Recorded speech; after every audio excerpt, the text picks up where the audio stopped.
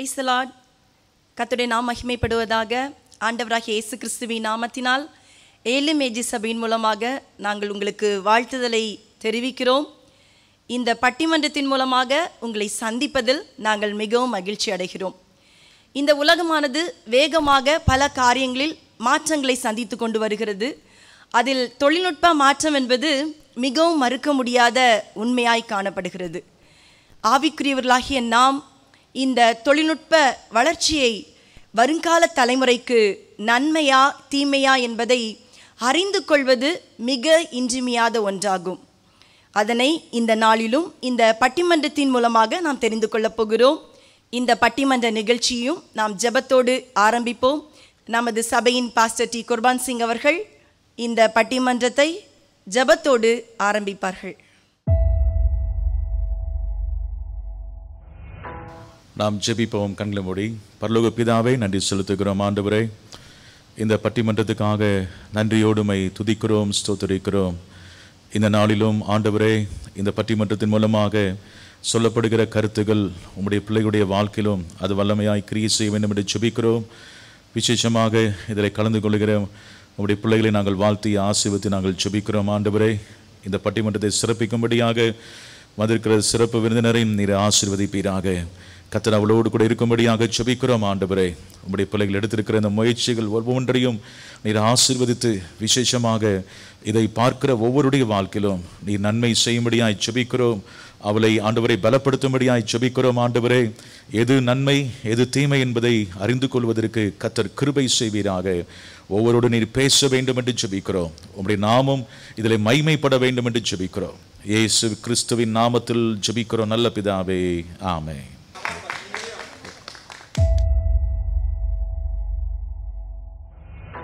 இப்பொழுதும் இந்த பட்டிமன்றத்திற்கு, அதாவது இந்த தொழில்நுட்ப வளர்ச்சி வருங்கால தலைமுறைக்கு நன்மையா தீமையா என்ற இந்த பட்டிமன்றத்திற்கு நடுவராக மிஸ்டர் சாமித்துரை அவர்கள் வந்திருப்பது மிக்க மகிழ்ச்சி.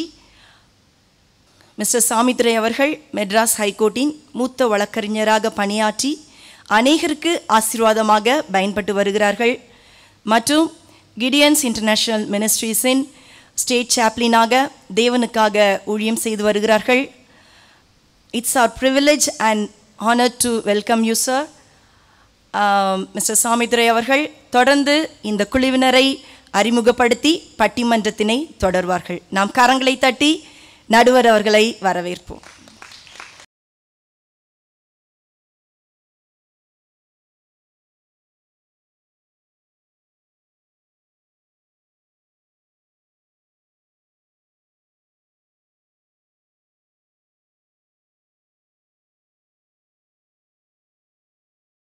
சகோதரிகளே, உங்கள் அனைவருக்கும் முதலிலே இயேசு கிறிஸ்துவின் நாமத்திலே என்னுடைய நன்றியினை நான் காணிக்கையாக்குகிறேன்.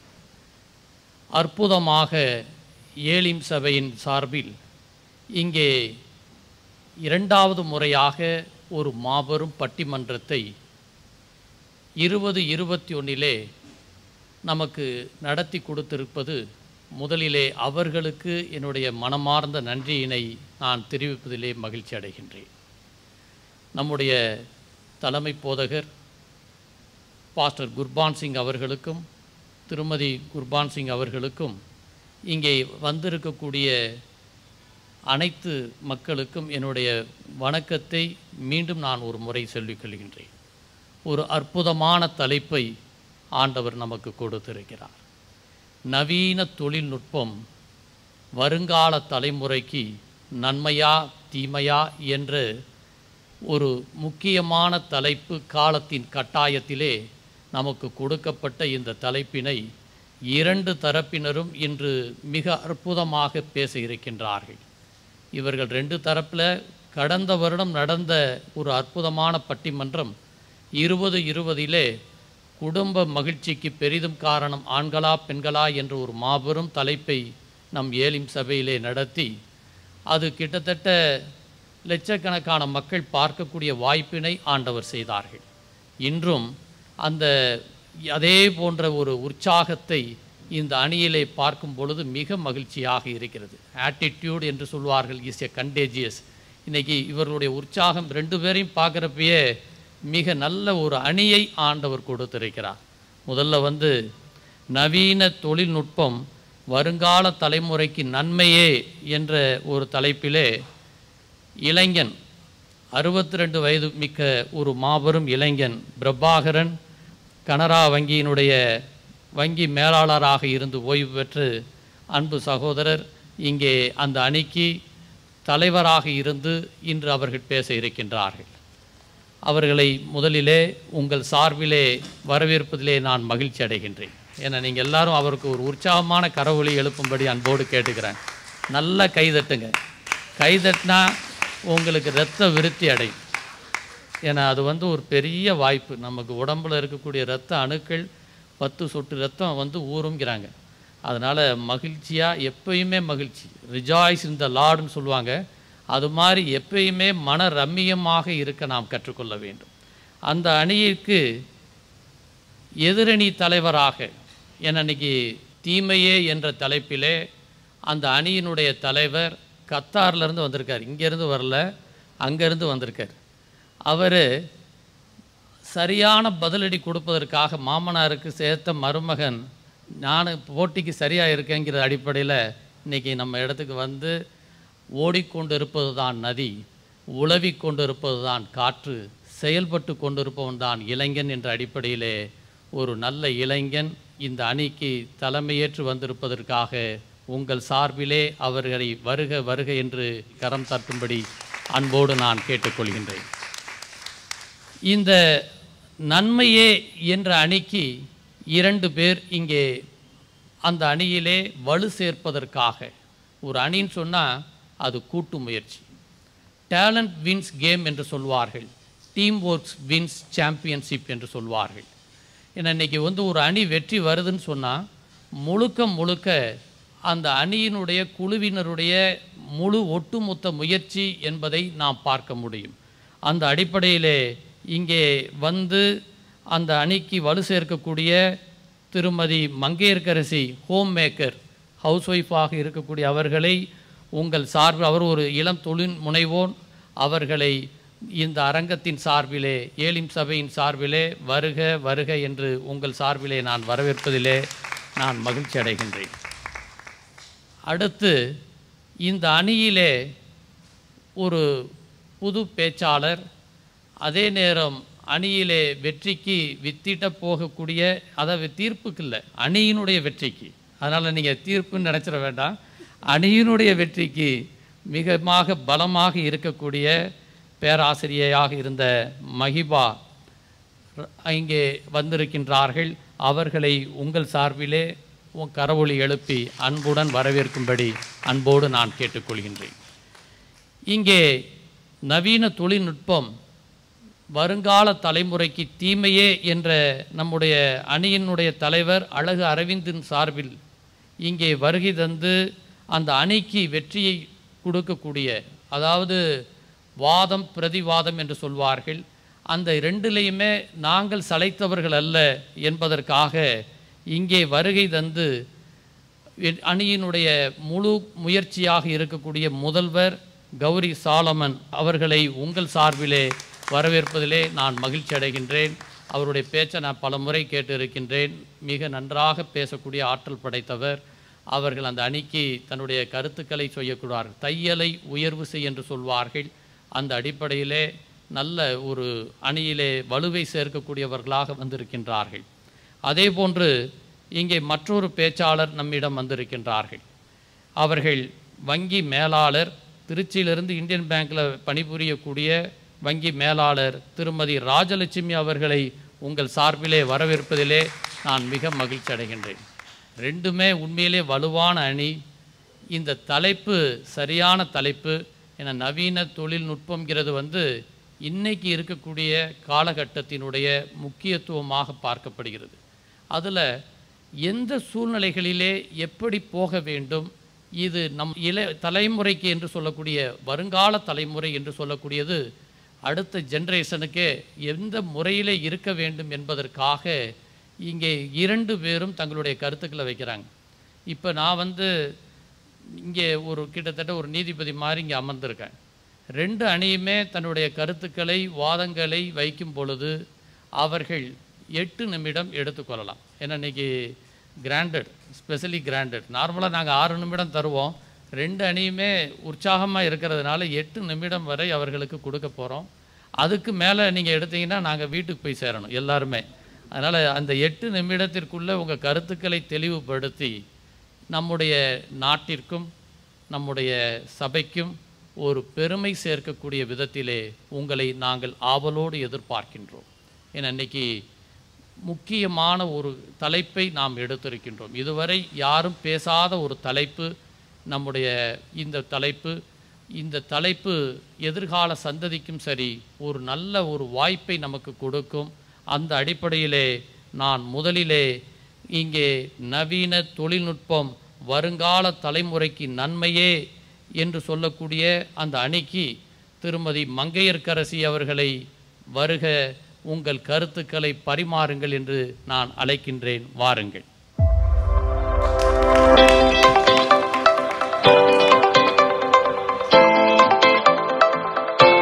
சகலமும் அவர் மூலமாய் உண்டாயிற்று, உண்டானதொன்றும் அவராலே அல்லாமல் உண்டாகவில்லை என்ற வேத வசனத்தின்படி நமக்கு இந்த நாளிலே இந்த நல்ல தருணத்தை உண்டாக்கி தந்த தேவனுக்கு கனமும் மகிமையும் ஸ்தோத்திரமும் உண்டாவதாக. தேவனுக்கு சொந்தக்காரர், தேவனை பிரியப்படுத்துவதையே தன்னுடைய வாழ்வில் நோக்கமாக கொண்டவர், கிறிஸ்து இயேசுவை குறித்த வெளிப்பாடை பெற்றவர், நம்மை கிறிஸ்துவினிடத்தில் வழி நடத்துபவர், கர்த்தருடைய கரத்தில் இருக்கும் அநேகரை நீதிக்குட்படுத்தும் நட்சத்திரமாகிய பாஸ்டர் அவர்களுக்கும், பொதுவாக நம்ம கடற்கரை ஓரங்களில் போகும்போது சின்ன சின்ன சங்கு சிப்பி இதெல்லாம் பார்த்துருப்போம். ஆனால் கடலுக்குள்ளே போனால் தான் முத்து கிடைக்கும். அது அவ்வளோ ஈஸியாக கிடச்சிடாது. அதுபோல் அவ்வளவு எளிதாக யாருக்கும் கிடைச்சிடாத முத்து போன்ற எங்கள் பாஸ்டர்மாவுக்கும், பொதுவாக நம்ம வாழ்க்கையில் எல்லாருக்குமே சோதனை வரும். ஆனால் இன்றைக்கி நம்ம நடுவர் அவர்களுக்கு ஒரு சோதனை வந்திருக்கு. என்னென்னா, நான் பேசுகிறத கேட்டே ஆகணுன்ற சோதனை. நீங்கள் நல்லா பேசுவீங்கன்னு நாங்கள் நம்பிக்கையோடு இருக்கோம். எந்த சோகமும் எங்களுக்கு கிடையாது. நாங்கள் நல்லா சாப்பிட்டு வந்துட்டோம். தைரியமாக பேசுங்க. அதாவது சோதனையை சகிக்கிற மனுஷன் பாக்கியவான்னு சொல்லுது.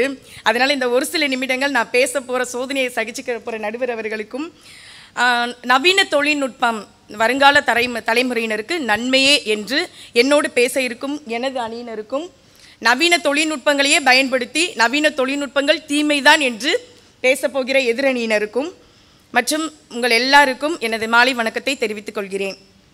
அதாவது டங்குன்னு தண்ணி அடித்து, தொங்குன்னு துணியை துவைச்சு, மாங்குன்னு மாவரைச்சு, விறகடுப்பில் வேக வச்சு, வேர்க்க விறுவிறுக்க வேலை பார்த்த காலமெல்லாம் போய் இன்றைக்கி மோட்டரில் தண்ணியை போட்டு, வாஷிங் மிஷினில் துணியை போட்டு, கிரைண்டரில் மாவாட்டி, கேஸ் ஸ்டவ்வில் சமைச்சு, இப்படி நம்ம அன்றாட வாழ்க்கையில் நம்மளுடைய வேலையை ரொம்ப ஈஸியாக்குதுன்னா அது நம்ம நவீன தொழில்நுட்பம் தாங்க. அந்த காலத்தில் பார்த்தீங்கன்னா ஆற்றுல தான் போய் துணியெல்லாம் துவைச்சிட்டு இருந்தாங்க. ஆனால் இன்றைக்கி மட்டும் மோட்ரு போட்டு நம்ம தண்ணி எடுக்கலைன்னா நம்ம துணியை துவைக்கிறதுக்கு இன்றைக்கி ஆற்றுல போனோம்னா ஆறு இருக்கா, இல்லை ஆற்றுல தண்ணி தான் இருக்கா? நல்லா தான் சொல்கிறீங்க. அதாவது எவ்வளோ விலை கொடுத்து வாங்கினாலும் அதில் வைக்க போகிறது என்னமோ மீஞ்சு போன சட்னியும் மிச்சம் இருக்க இட்லியும் தான் சொல்லி ஃப்ரிட்ஜை பற்றி ஒருத்தவங்க அனுப்பியிருந்தாங்க. ஆனால் இந்த லாக்டவுன் பீரியடில் நம்ம கொரோனா காலத்தில் வீட்டுக்குள்ளே எல்லோரும் முடங்கி இருந்தப்போ ஒரு நாளைக்கு 3 வேளை இல்லை 5 வேளை வெரைட்டியாக நம்ம சாப்பாடு செஞ்சு சாப்பிட்றதுக்கு வேண்டிய பொருட்களை சேமித்து வைக்கிறதுக்கு அந்த ஃப்ரிட்ஜு நவீன தொழில்நுட்பங்க எவ்வளோ பயனுள்ளதாக இருந்ததுன்னு உங்கள் எல்லாருக்குமே தெரியும்ல. இன்றைக்கி ஆண்ட்ராய்டு மொபைல் நவீன தொழில்நுட்பத்தில் மிகப்பெரிய கண்டுபிடிப்பு. நம்ம கையில் இருக்கிறது எவ்வளோ பெரிய நன்மை தெரியுமா? படிக்கிற பிள்ளைங்க படிக்கிறதுக்கு அது உதவி செய்கிறதுலேருந்து, படித்த பிள்ளைங்க வேலை தேடுறதுலேருந்து, வேலை கிடைச்ச பிள்ளைங்களுக்கு வரன் தேடுறதுலேருந்து, திருமணமாகி போகிற பிள்ளைங்க தன்னுடைய கணவருக்கு 5 ஸ்டார் ஹோட்டல் ரேஞ்சுக்கு விதவிதமாக சமைச்சு கொடுக்குற வரைக்கும் எல்லா வீடியோஸும் அந்த ஆண்ட்ராய்டு மொபைலுக்குள்ளே இருக்குதுங்க. இது மிகப்பெரிய நன்மை தானே? உங்கள் ஹஸ்பண்ட் வந்திருக்காரா? இல்லை, வரல. அதாவது இன்னைக்கு ஃபேஸ்புக்குன்னு ஒரு ஆப் கண்டுபிடிச்சிருக்காங்க. நம்ம பாருங்களேன், சின்ன பிள்ளைங்களெல்லாம் நம்ம ஜாலியாக ஓடி ஆடி விளாண்டுருப்போம் நம்ம ஃப்ரெண்ட்ஸோட. இன்றைக்கி அவங்களாம் எங்கே இருக்காங்கன்னு கூட தெரிஞ்சிருக்காது. ஆனால் இன்றைக்கி ஃபேஸ்புக் இருக்கிறதுனால நம்ம துள்ளி திரிந்த மான்குட்டிகளாக சின்ன பிள்ளையில விளாண்ட அந்த ஃப்ரெண்ட்ஸை இன்றைக்கி ஃபேஸ்புக் நம்மளுக்கு கண்டுபிடிச்சி கொடுத்துருக்குது. இதுவும் மிகப்பெரிய நன்மை தானே? அது மட்டும் இல்லை, இன்றைக்கி ட்ரெயின் டிக்கெட்டு, பஸ் டிக்கெட்டு, ஏர் டிக்கெட்டு, கேஸ் புக்கிங்னு சொல்லிட்டு எல்லாமே நம்ம வீட்டில் இருந்தே நம்ம பண்ணுறோமே. நம்மளுடைய நேரத்தை இது எவ்வளவு ஈஸியாக்குது. இதுவும் கூட தொழில்நுட்பத்தின் நன்மை தாங்க. இன்றைக்கி பெண்கள் மட்டும் இல்லை, ஒவ்வொருத்தருமே தன்னுடைய தனி திறமைகளை வெளியே கொண்டு வர்றதுக்கு நம்ம டெக்னாலஜி ரொம்பவே யூஸாக இருக்குது. எப்படின்னு கேட்டிங்கன்னா, ஹோட்டலுக்கு போகிற செலவெல்லாம் மிச்சமாயிருச்சு. எப்படின்னா, யூடியூப்லேயே நம்ம எல்லாமே வந்து பார்த்து சமையல் எல்லாமே ஹைஜீனிக்காக செஞ்சு தரதுனால இன்றைக்கி ஹோட்டல் செலவு மிச்சமாயிருச்சு. அது மட்டும் இல்லை, அப்படியே செஞ்சு தர்றதுனால ஏதாவது ஃபுட் பாய்சன் ஆயிடுச்சுன்னா மருத்துவ செலவு கூட மிச்சமாயிருச்சு. எப்படின்னா, மருத்துவ குறிப்புகளும் கூட அதில் இருக்குது. அது மட்டும் இல்லை, ஃபிட்னஸ் வீடியோ நம்ம வீட்லேயே பார்த்து நம்ம வந்து வீட்லேயே செஞ்சுக்கிறதுனால ஜிம்முக்கு போகிற செலவு கூட மிச்சமாயிருச்சுங்க. செலவு குறைஞ்சு சேமித்து வைக்கிறதுக்கும் நவீன டெக்னாலஜி தான் யூஸ் ஆகுது. அதே மாதிரியே தன்னுடைய தனித்திறமைகளை வெளிப்படுத்தி வருமானம் ஈட்டுறதுக்கும் இந்த நவீன தொழில்நுட்பம் இந்த காலத்தில் மிகவும் பயனுள்ளதாக இருக்குது. நம்ம பைபிள் படி பார்த்தோம்னா, பழைய ஏற்பாட்டில் பார்த்தீங்கன்னா ஆமானால் ஒரு பிரச்சனை வந்துருச்சு. மொத்த யூத ஜனங்களுக்கும் சரியான புலம்பல், அழுகை, அப்படிப்பட்ட சூழ்நிலை வந்துருச்சு. அப்போ வந்து அன்னைக்கு வந்து நம்ம கொரோனா லாக்டவுனில் வீட்டுக்குள்ளே பிரச்சனையோடு இருந்தது மாதிரி, அப்போ வந்து மொர்தெகாய் வந்து எஸ்தர்கிட்ட வந்து சொல்லுவார், நீ இப்படிப்பட்ட காலத்துக்கு உதவியாக இருக்கும்படி உனக்கு இந்த ராஜ மேன்மை கிடைத்திருக்கலாமே, யாருக்கு தெரியும். அதே இதை நான் சொல்கிறேன், இப்படிப்பட்ட காலத்துக்கு உதவியாக இருக்கும்படி இந்த நவீன தொழில்நுட்பங்கள் நமக்கு கிடைத்திருக்கலாமே, யாருக்கு தெரியும். அன்னைக்கு கோவேரி கழுதைகள் மூலமாகவும் குதிரைகள் மூலமாகவும் வேகமாக ஓடுகிற ஒட்டகங்கள் மூலமாகவும் அந்த ராஜா கையெழுத்திட்ட அந்த நகல்களை அஞ்சல்காரர்கள் கொண்டு போய் கொடுத்தாங்க. இன்னைக்கு மதுரைப்பட்டினத்தில் எந்த ஒட்டகம் இருக்குது? கோவேரி கழுதை இருக்குதா? ஒட்டகம் இருக்கான்னு தெரியல. மதுரை பட்டணத்தில் இருக்குதா? ராஜஸ்தானுக்கு தான் போனோம். அன்னைக்கு மொர்தெகாய் வந்து எஸ்தர் கிட்ட போய் சொல்கிற மாதிரி இன்னைக்கு நம்ம பாஸ்ட் நம்ம கிட்ட ஒரு விஷயத்த சொல்லணும்னா இன்னைக்கு இந்த நவீன தொழில்நுட்பம் தாங்க ரொம்பவே யூஸ்ஃபுல்லாக இருக்குது. ஃப்ரீ கான்ஃபரன்ஸ் மூலமாக நம்மளோட ஜெபம் பண்ணுறாங்க, ஜூம் மீட்டிங் மூலமாக நம்ம கூட ஜெபம் பண்ணுறாங்க, கூகுள் மீட் மூலமாக ஜெபம் பண்ணுறாங்க. அப்படியே இந்த வசதி இல்லாதவங்க கூட தொலைக்காட்சி மூலமானாலும் வந்து இன்னைக்கு ஜெபம் பண்ணுறாங்க. இன்றைக்கி வந்து வீடுகளில் இருந்து நம்ம இந்த நவீன தொழில்நுட்பங்கள் மூலமாக ஜெபம் பண்ணுறதுனால மிகப்பெரிய நன்மை நடந்திருக்கு. என்ன தெரியுமா? பவுலும் சீலாவும் கட்டப்பட்ட நிலைமையில் சிறைச்சாலைக்குள்ளே அவங்க வந்து என்ன செஞ்சாங்களாம்? பாடி துதிச்சாங்களாம். இன்றைக்கி கூட இந்த லாக்டவுனில் ஹவுஸ் அரெஸ்ட்டில் நம்மளும் இருந்தோம். இப்போ வீடுகளில் வந்து இந்த நவீன தொழில்நுட்பம் மூலமாக ஜெபம் நடக்கும்போது, துதியின் சத்தம் ஏறெடுக்கும் போது இன்றைக்கி அநேக ஆத்துமாக்கள் விடுதலையாக்கப்பட்டு குடும்பமாக ரட்சிக்கப்பட்டு சபைக்குள்ளே வர்றதுக்கு இது மிகப்பெரிய நன்மையாக இருந்திருக்கு. எப்படின்னா, ஒரு வீட்டில் 4 பேர் இருக்காங்கன்னா 2 பேர் வந்திருப்பாங்க, 3 பேர் வந்திருப்பாங்க, ஆனால் ஒருத்தர் வராமல் இருந்திருப்பாங்க. ஆனால் நம்ம வந்து வீடுகள் தோறும் நம்ம ஜெபமும் துதியும் சத்தம் ஏறெடுக்க இன்றைக்கி ஒருத்தரோ 2 பேரோ வீடுகளில் ரட்சிக்கப்படாதவங்க கூட இன்றைக்கி ரட்சிக்கப்பட்டு சபைக்குள்ளே வந்திருக்காங்கன்னா இது மிகப்பெரிய நன்மை தானே. அது மட்டும் இல்லை, நம்ம ஏசப்பா வந்து நம்மளுக்கு கட்டளை கொடுத்துருக்காங்க. என்னென்னா, நீங்கள் உலகமெங்கும் போய் சர்வ சிருஷ்டிக்கும் வந்து சுவிசேஷத்தை பிரசங்கிங்கள்னு. இன்றைக்கி உலகமெங்கும் நம்மளால் போக முடியுமா?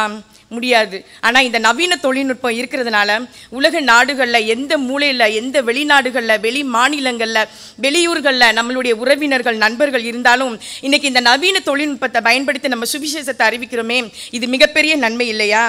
அது மட்டும் இல்லை, ஏசப்பா கிட்ட போய் ரகசிய வருகைக்கு, உம்முடைய வருகைக்கும் அது உலகத்தின் முடிவுக்கும் என்ன அடையாளம் அப்படின்னு கேட்பாங்க சீஷர்கள் போய். அப்போ ஏசப்பா சொல்லுவாங்க, பூமி அதிர்ச்சியை பார்ப்பீங்க, பஞ்சங்களை பார்ப்பீங்க, கொள்ளை நோயை பார்ப்பீங்க, ராஜ்யத்துக்கு விரோதமாக ராஜ்யம், ஜனத்துக்கு விரோதமாக ஜனம்லாம் எழும்பும் அப்படின்னு சொல்லிட்டு. இன்றைக்கி தேசங்களில் நடக்கிற அந்த சம்பவங்களை நம்ம இந்த நவீன தொழில்நுட்பங்கள் மட்டும் இல்லைன்னா நம்மளால் கண்டிப்பாக தெரிஞ்சுக்கவே முடியாது. ஸோ நம்ம ரகசிய வருகைக்கு ஆயத்தமாகிறது கூட அங்கங்கே நடக்கிற அந்த காரியங்களை நம்ம இந்த நவீன தொழில்நுட்பங்கள் மூலமாக தெரிஞ்சுக்கிறதுனால தான் நம்ம இன்றைக்கி ஆயத்தப்படுறோம். ஆத்துமாக்களை ஆதாயப்படுத்துறதுல இருந்து ரகசிய வருகைக்கு ஆயத்தப்படுத்தி நம்ம மலவானாகிய இயேசுவை சந்திக்கிற வரைக்கும் இன்றைக்கி இந்த நவீன தொழில்நுட்பங்கள் நமக்கு ரொம்பவே நன்மையாக இருக்குதுங்க. நடுவர் அவர்களே, நாங்கள் வந்து குடும்பத்தில் பார்த்தீங்கன்னா ஒரு நாள் உட்காந்து இந்த டாபிக் சொன்னதுலேருந்து நவீன தொழில்நுட்பம் வந்து நன்மையா அப்படின்னு குடும்பத்தில் உள்ளவங்ககிட்ட கேட்போம்னு சொல்லிட்டு ஒரு நாள் டிஸ்கஸ் பண்ணிட்டு இருந்தோம். அப்போ பார்த்தீங்கன்னா என்னோட பெரிய பொண்ணுகிட்ட கேட்டேன், உனக்கு எப்படிம்மா இது வந்து யூஸாக இருக்குது அப்படின்னதும் அவ சொன்னா, ஆன்லைன் கிளாஸ் அட்டன் பண்ண யூஸாக இருக்குது, அது மட்டும் இல்லை எக்ஸ்ட்ரா லாங்குவேஜஸ் நான் வீட்டில் இருந்தே கற்றுக்கிறதுக்கு இது யூஸாக இருக்குன்னா. அது மாதிரி எனக்கு 2வது பொண்ணு ஒன்று இருக்குது, அவகிட்ட கேட்கும்போது அவள் சொன்னால் எனக்கும் ஆன்லைன் கிளாஸ் யூஸாக இருக்குது, அது மட்டும் இல்லை நான் என் ஃப்ரெண்ட்ஸோடு சேர்ந்து வீடியோ காலில் வேர்ட் பில்டிங் விளையாடுவேம்மா, அது மட்டும் இல்லை நீ சொல்ல இந்த அனிமேஷன் படம்லாம் நம்ம போட்டு விடுவோம்ல, பைபிள் ஸ்டோரிஸ், இதெல்லாம் பார்க்குறதுக்கு யூஸாக இருக்குது அப்படின்னா. அப்புறம் நான் சொல்கிறாங்க ஸ்கூலே கட்டடிக்கிறதுக்கு கூட யூஸாக இருக்கிற மாதிரி ஒரு பேச்சு அடிபடுது. அது மட்டும் இல்லை, அதுக்கப்புறம் சரி 2 பேர்கிட்ட கேட்டுட்டு என் கணவர்கிட்ட கேட்போம் அப்படின்னு சொல்லிட்டு அவங்ககிட்ட திரும்பி சொன்னேன், எங்கள் பைபிளில் வந்து வசனம் போட்டிருக்கு, அதாவது மனைவி வந்து கர்த்தர் தந்த நன்மைன்னு, என்னைய தான் நீங்கள் நன்மையாக பார்க்குறது இல்லை, இந்த நவீன தொழில்நுட்பத்தில் இருக்கிற நன்மைனாலும் கொஞ்சம் சொல்லுங்கன்னு சொன்னேன். அதுக்கு அவங்க சொன்னாங்க, இப்போ இருக்கிற எந்த டெக்னாலஜி நவீன தொழில்நுட்பங்கள் மூலமாக எனக்கு எந்த ஒரு திருப்தியுமே கிடைக்கல அப்படின்னாங்க. அப்படின்னு சொல்லிட்டு அவங்க சொன்னாங்க, நான் வேலைக்கு போயிட்டு வீட்டுக்கு வரும்போது உன் வாயை கண்ட்ரோல் பண்ணுற மாதிரி ஒரு தொழில்நுட்பம் கண்டுபிடிச்சாங்கன்னா அன்னைக்கு தான் எனக்கு வந்து திருப்தி ஆகும் அப்படின்னு சொன்னாங்க. இது நல்ல டெக்னிக்காக இருக்க, ரொம்ப எல்லாருக்குமே இது ரொம்ப இந்தியா வேர்ல்டு லெவலில் பெருசாயிரும்னு நினைக்கிறேன். அதனால வந்து நவீன தொழில்நுட்பம் பார்த்தீங்கன்னா நன்மன் பேசுகிறவங்க இருப்பாங்க, தீமன் பேசுகிறவங்க இருப்பாங்க, ரெண்டுலேயுமே திருப்தி அடையாதவங்க கூட இருப்பாங்க. ஆனால் வசனம் சொல்லுது, அவர் சகலத்தையும் அதனதின் காலத்தில் நேர்த்தியாக செய்திருக்கிறாருன்னு சொல்லிட்டு. அதனால நம்ம சகலத்தையும் அதனதின் காலத்தில் நமக்கு இந்த தொழில்நுட்பங்களை நேர்த்தியாக செய்து கொடுக்கிற தேவனுக்கு நன்றி செலுத்தி வாய்ப்பளித்த அனைவருக்கும் நன்றி கூறி விடைபெறுகிறேன். நன்றி, வணக்கம். அற்புதமாக அணியிலே சகோதரி மங்கையர்க்கரசி தன்னுடைய வாதத்தை இங்கே தொடங்கி வைத்திருக்கிறார்.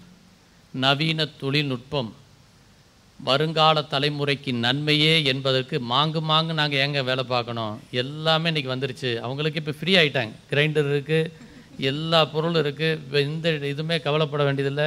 அவங்க மகிழ்ச்சியாக இருக்காங்கங்கிற மாதிரி இப்போ நமக்கு நல்ல உணவு கிடைக்கிது, எல்லாமே நமக்கு தெரியுது.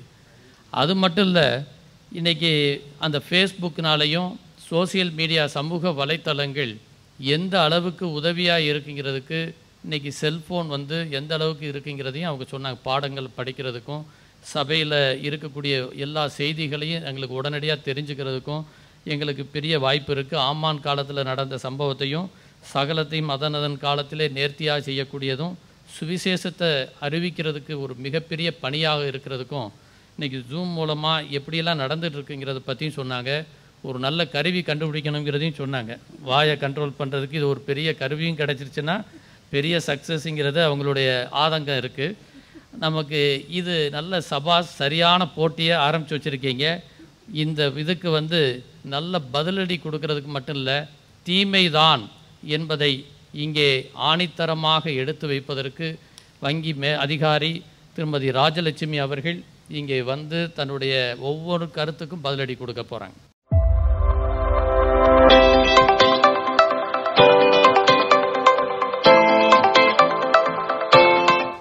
அழகான மாலை நேரத்தில் இங்கு கூடியிருக்கும் அனைவருக்கும் வணக்கம்.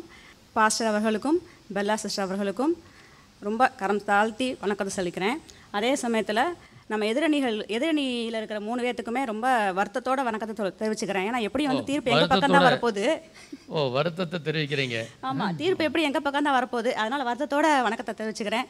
எங்கள் அணியினருக்கு சந்தோஷமாக வரும் வணக்கத்தை தெரிவிச்சுக்கிறேன். நடுவருக்கு நன்றி கலந்த வணக்கத்தை தெரிவிச்சுக்கிறேன். ஏன்னா தீர்ப்பு எங்கள் பக்கம் சொல்ல போகிறனால இப்போவே நன்றி சொல்லிட்டேன். ரொம்ப நன்றிம்மா. ஆக்சுவலாக இவங்க மங்கை சிஸ்டர் சொன்னாங்க, மிக்சி வந்துருச்சு, கிரைண்டர் வந்துருச்சு, ஃப்ரிட்ஜ் வந்துருச்சு, வாஷிங் மிஷின் வந்துருச்சு, நாங்களாம் அப்படி வேலை செய்கிறோம் அப்படின்னாங்க. உண்மைதான், எல்லாம் வந்துருச்சு. ஆனால் நம்மளும் மிக்சி மாதிரி ஆகிட்டோம், ஃப்ரிட்ஜ் மாதிரி ஆகிட்டோம், கிரைண்டர் மாதிரி ஆகிட்டோம். நம்ம வந்து யாரையும் போய் காமிக்க வேணாம். என்னை பார்த்தாலும் தெரியும், உங்களை பார்த்தாலும் தெரியும். எல்லாமே அந்த மாதிரி தான் இருக்கிறோம். ஏன்னா எல்லாம் வந்துருச்சு, எல்லாம் உண்மை தான். நம்மளோட ஃபிசிக்கல் எக்ஸசைஸ் அப்படி கம்ப்ளீட்டாக போயிடுச்சு. எல்லாமே அன்ஃபிட் ஆகிட்டோம். காரில் போய் ஜாகிங் போகிறோம், முன்னாடி வாக்கிங் போனோம், இப்போ வந்து காரில் போய் ஜாகிங் போயிட்டு மறுபடியும் காரில் வர்றோம். இந்த மாதிரி வந்து எல்லாமே மாறிடுச்சு. அதே மாதிரி ஆன்லைன் கிளாஸு அப்படின்னு சொன்னாங்க. கண்டிப்பாக ஆன்லைன் கிளாஸ் நடக்குது இல்லைன்னு சொல்ல, எல்லா பிள்ளைகளும் ஆன்லைன் கிளாஸ் அட்டெண்டன்ஸ் போடுறாங்க. முன்னாடி வந்து ஒவ்வொருத்தவங்களும் ஸ்கூலுக்கு போவாங்க. ஸ்கூல் போகும்போது 80%, 70%, 60% இப்படி தான் அட்டெண்டன்ஸ் வரும். ஏன்னா கண்டிப்பாக வந்து ஃபீவர் வரும். இப்போ பார்த்தீங்கன்னா 100% அட்டெண்டன்ஸு. எல்லாம் ஆன்லைன் கிளாஸ் அட்டன் பண்ணுறாங்க. ஆனால் யாருமே ஆன்லைன் கிளாஸில் இல்லை. அதான் உண்மை. ஆன்லைன் கிளாஸ் அட்டன் பண்ணுறோம், யாருமே இல்லை. கண்டிப்பாக சார், யாருமே கிடையாது. அதே மாதிரி தான் ஆன்லைன்லேயே வந்து ஜூம் காலில் பண்ணுறாங்க, கான் காலில் மீட்டிங் நடக்குது, எல்லாம் நடக்குது. அதே மாதிரி ப்ரேயர்ஸும் நடக்குது. ப்ரேயர் நடக்குது இல்லைன்னு சொல்ல, அட்டெண்டன்ஸ் இருக்குது. ஆமேன், ப்ரைஸ் தி லார்ட் அப்படின்னு சொல்லி நாங்களும் இருக்கோம் அப்படின்னு சொல்லி கை காமிச்சுறாங்க. ஆனால் எப்படி இருக்கோம்? நைட்டியோட இருக்கோம், குளிக்காமல் இருக்கோம், கடவுளுக்கு முன்னாடி அப்படியே உட்காந்துக்கிறது. ஆனால் அப்படி தான் இருக்கும். அதான் உண்மை. எல்லாமே இருக்குது, ஆனால் எதுவுமே இல்லை. சபையில் மட்டும் இல்லை, ஸ்கூல் பிள்ளைகள் அப்படி தான் இருக்காங்க. அதான் சார், எல்லாமே சொல்லிட்டேன். நவீன தொழில்நுட்பம் எல்லாம் பெருகுது அப்படின்றாங்க. எல்லாம் பெருகுது, ஆனால் கூட சேர்ந்து நம்மளும் வந்து சோம்பேறித்தனத்தை பெருக்கிக்கிறோம், எல்லாமே பெருக்கிக்கிறோம். அதே மாதிரி மொபைல் ஃபோன்ஸ், ஆண்ட்ராய்டு மொபைல், அதில் எல்லாம் பார்த்துக்கலாம். கணவருக்கு எத்தனை கணவருக்கு நீங்கள் விதமாக சமைச்சு கொடுக்குறீங்க? அந்த கணவன்மார்கள் கொஞ்சம் கம்மியாக வந்திருக்காங்க. அவங்களுக்கு பார்த்து கேட்டால் தான் தெரியும் எத்தனை உங்கள் மனைவிமார்கள்லாம் எத்தனை சமைச்சு கொடுத்தாங்கன்ட்டு. அது சும்மா பார்க்குறதுக்கு தான். முக்கால்வாசி எதுக்கு ஆண்ட்ராய்டு மொபைல் யூஸ் பண்ணுறாங்கன்னா சீரியல் பார்க்குறதுக்கு. நிறைய சீரியல்ஸு. ஒரு எங்கள் பிரான்ச்சுக்கு பக்கத்து பிரான்ச்சில் ஒருத்தவங்க இருக்காங்க சார். கரெக்டாக 2 o'clock வந்து சாப்பிட போயிடுவாங்க. சரி, ஏதோ உங்களுக்கு பசி போல் கரெக்டாக போகிறாங்கன்னு பார்த்தோம்னா 2 மணிக்கு ஏதோ சீரியல் போடுறாங்களாம், பாரதி கண்ணம்மான்னு. அந்த அம்மா அந்த சீரியல் பார்த்துட்டு வந்துச்சுன்னா, சோகமாக இருந்துச்சுன்னா போதும், அன்றைக்கி கஸ்டமராக செத்தாங்க. எல்லாட்டையும் திட்டுறது, எல்லாட்டையும் வந்து சோகமாக இருக்கிறது. என்ன மேடம் ஆச்சு, நான் கூட வீட்டில் ஏதோ பிரச்சனை போகல அப்படின்னு கேட்டோம்னா, இல்லை பாரதிக்கு ஏதோ கஷ்டம், சீரியல் எஃபெக்ட். அந்த மாதிரி வந்து எல்லாம் கரெக்டாக ஆண்ட்ராய்டு மொபைல் அந்த மாதிரி தான் யூஸ் பண்ணுறாங்க. அது மாதிரி மொபைல்ஸ் நிறையா வச்சுருக்காங்க. ஆமாம், மொபைல் நிறையா வச்சுருக்காங்க, எல்லோரும் யூஸ் பண்ணுறாங்க. ஒவ்வொரு வீட்டுக்கும் 10 மொபைல் இருக்குது. எங்களுக்கு பார்த்திங்கன்னா பர்சனல் மொபைல் ஒன்று, ஆஃபீஸ் நம்பருக்கு ஒன்று, அது போக இன்னொரு ரொம்ப பர்சனல் மொபைல்லாம் ஒன்று இருக்குது. எல்லா மொபைல்ஸும் வச்சுருக்கீங்க, ஆனால் எதுக்கு யூஸ் பண்ணுறாங்க? நம்ம பசங்களே எடுத்துங்க, எல்லார்ட்ட கையிலும் மொபைல் இருக்குது. ஏன்னா வேறு வழி இல்லை, வாங்கி கொடுக்க வேண்டிய கட்டாயத்துக்கு நம்ம இருக்கிறோம். எல்லாரும் யூஸ் பண்ணுறாங்க. ஆனால் காலையில் முழிக்கிறது மொபைல் ஃபோனில் தான், ஈவினிங் படுக்கிற வரைக்கும் மொபைல் ஃபோனில் தான். பெட்ஷீட்டுக்குள்ளே மொபைல், பெட்ஷீட்டுக்கு வெளியில் மொபைல், டாய்லெட் போகும்போது மொபைல், ப்ரஷ் பண்ணும்போது மொபைல். எங்கடா டாய்லெட் போக கூட மொபைல் தான். கண்டிப்பாக சார். வெஸ்டர்ன் டாய்லெட்டில் உட்காரும்போது ஃப்ரீயாக தானே உட்காந்துருக்காங்க. அதனால் மொபைலில் வந்து நல்லா யூஸ் பண்ணுறது. அதனால் வந்து நல்லா ஜாலியாக மொபைல் யூஸ் பண்ணுறாங்க. எங்கடா இவன் போய் அரை மணி நேரம் ஆச்சு, அடுத்த ஆள் வந்து காத்து தட்டணும். தாத்தா போய் காத்து தட்டினாங்கன்னா என்னடா காணோம் அப்படின்னு கேட்டால், வரேன் தாத்தா, முக்கியமான வேலையில் இருக்கேன்ல, அதான்டா முக்கியமான வேலை இருக்க, வேமா வா அப்படின்னு சொன்னால் அவ்வளோ மொபைல்ஸ் எல்லாமே யூஸ் பண்ணுறாங்க. இந்த மொபைல் வந்து இதுக்கு மட்டும் யூஸ் பண்ணல, என்ன எல்லாமே அவங்க பசங்க மட்டும் கிடையாது, நம்ம பிரபாகரன் சார் மாதிரி, பிரபாகரன் பிரதர் மாதிரி ஆட்கள் கூட. எதுக்குன்னா, ஒரு தடவை வந்து நானும் அவங்கெல்லாம் ஒரு இடத்துக்கு வெளியே போயிருந்தோம். அப்போ திடீர்னு ஒரு புது மொபைல் கொண்டு வந்தார். என்ன பிரதர், நல்லா தான் மொபைல் இருந்துச்சு, என்னாச்சு அப்படின்னு கேட்டால் அவர் சொல்கிறார், இல்லை சிஸ்டர், இந்த மொபைலில் வந்து கேமரா நல்லா இருக்கான், ஆனால் செல்ஃபி எடுக்கிறக்காண்டி இந்த மொபைல். அதான் பார்த்தாலே தெரியுது. ஆமாம், அதனால் வந்து மொபைல் வந்து எல்லாத்துக்கும் அதிகமாக யூஸ் பண்ணுறாங்க. ஆனால் எதுக்கு யூஸ் பண்ணுறாங்கன்றான்னு தெரியாமல் போச்சு. இந்த மொபைலை யூஸ் பண்ணுற பசங்க படிக்கிறதுக்கு யூஸ் பண்ணுறாங்களோ இல்லையோ, கேம்ஸு. இப்போ ரீசெண்டாக உங்களுக்கே நிறையா இங்கே பெற்றோர்கள் நிறைய பேர் இருக்கீங்க, பெற்றோர்கள் எல்லாரையும் மனசாட்சி தொட்டு சொல்லுங்கள், இந்த வந்து மொபைலை வந்து பசங்க ப்ராப்பராக யூஸ் பண்ணுறாங்களா, நன்மைக்கு யூஸ் பண்ணுறாங்களா? நீங்களே அடுத்து சொல்லிடுவீங்க, அந்த டீம் வந்து இல்லை, கண்டிப்பாக வந்து தீமைக்கு தான் யூஸ் பண்ணுறாங்க, எங்கள் சைடு தான் ஓட்டு விழுகும். அதனால் வந்து எங்களுக்கு அது வந்து கன்ஃபார்மாக தெரியும். இந்த கேம்ஸ்னால மட்டும் எத்தனை கேம்ஸு, சேலஞ்சிங் கேம்ஸ்னு சொல்லி கிட்டத்தட்ட நெட்டில் பார்த்தீங்கன்னா அவ்வளோ கேம்ஸ் இருக்குது. இல்லை, நான் இந்த நாள் லாஸ்ட் வீக் இல்லை கொஞ்ச நாளைக்கு முன்னாடி ஒரு சூட் ஃபைல் ஹியரிங்காக கோர்ட்டுக்கு போயிருந்தேன். கோர்ட்டுக்கு போயிருக்கும்போது பார்த்தீங்கன்னா திடீர்னு பார்த்தா நான் வந்து கரெக்டாக 2 கேஸுக்கு முன்னாடி எங்களுக்கு கால் பண்ணியிருந்தாங்க. நாங்கள் வெளியே நின்றுருக்கோம்.